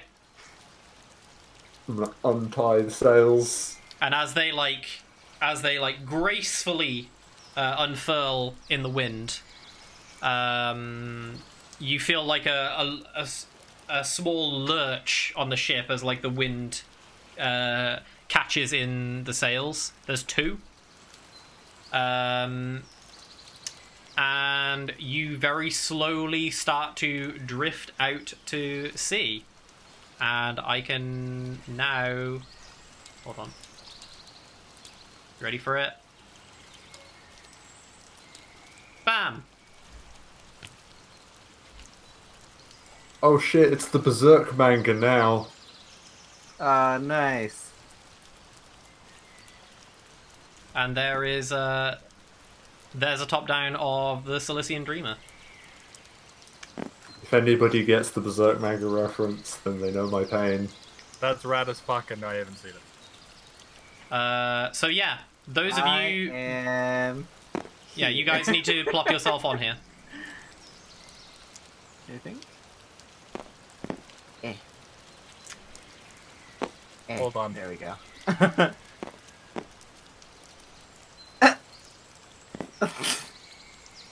No. Me. You're gonna All right, break all right, the stern. DiCaprio. Let's not. Yeah. So that is where we're going to end the chapter. As you set off, Fuck. as you set off Majestic. sail in towards the Silisian Ocean. Majestic as fuck. Well, and adieu to you, Spanish everybody. ladies, farewell and adieu to you ladies of Spain. For we've received orders for to sail for Rotargus. No! Come on! Oh, fine. Yeah, no, next session we're just going to be singing sea shanties. It's going to happen. I we're love I will hold you to that. I want you to write a sea shanty. Yes! Oh my God. That's your I have homework. lots of them Grainy, do it. memorized. Grainy, do I it. would love to. The hard. Oh, we can write new ones. Also, Or do we parody write existing ones?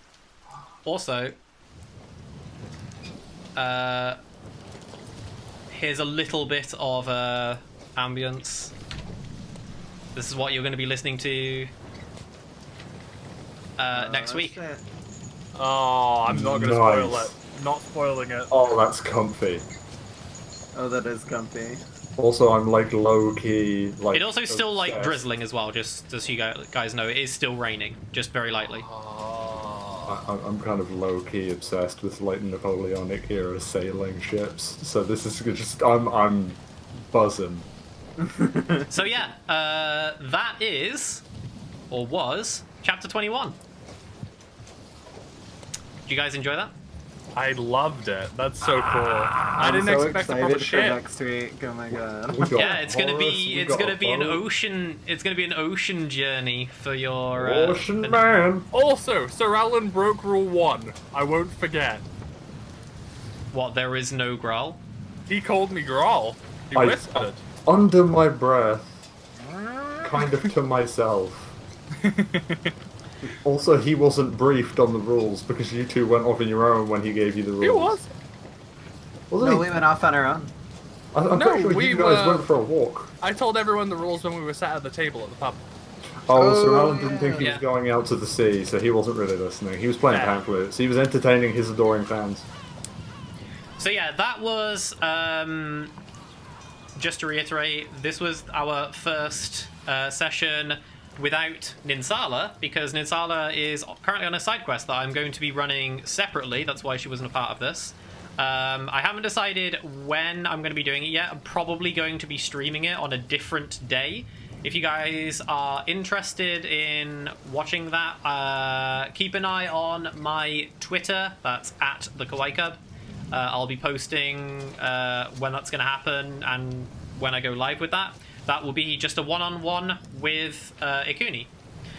So you are more than welcome to tune in for that. The next session with the main party will be, I assume, next Saturday. Yeah, I'm good with it. Yep. Yep. Also, the dream is sailing towards John Favreau. I'm not sure how I feel about it. Also, I absolutely love the Sylisian Dreamer. That's such a good name for a ship. Very, very good Yeah. name. Yeah. It's comfy. The Dreamer is my new home. So yeah, that's It's made of all. wood. Does that make you uncomfortable? That's all It's for. kind of like sailing around in a ship made of flesh. The flesh ship. So that's all for this chapter. Just as a side note, but it's still kind of on topic. Fishing in Tyrasia, my new chat mini game, is debuting tomorrow. Yeah. Pog. So yeah, if you want to check that out, make sure you've purchased a fishing license. Yes. Stares at Greenie. And yeah, thank you so much for tuning in if you have done live. Thank you so much for watching if you are watching this on YouTube. And we'll be back next week. I will be back with Ikuni sooner, at some point. Haven't decided on the day. But yeah, thank you so much for tuning in. And we will see you next week for chapter 22 or 21B.5, whatever we decide to call it. Bye, everybody. Bye. Bye! Bye. Farewell and adieu. To you, Spanish.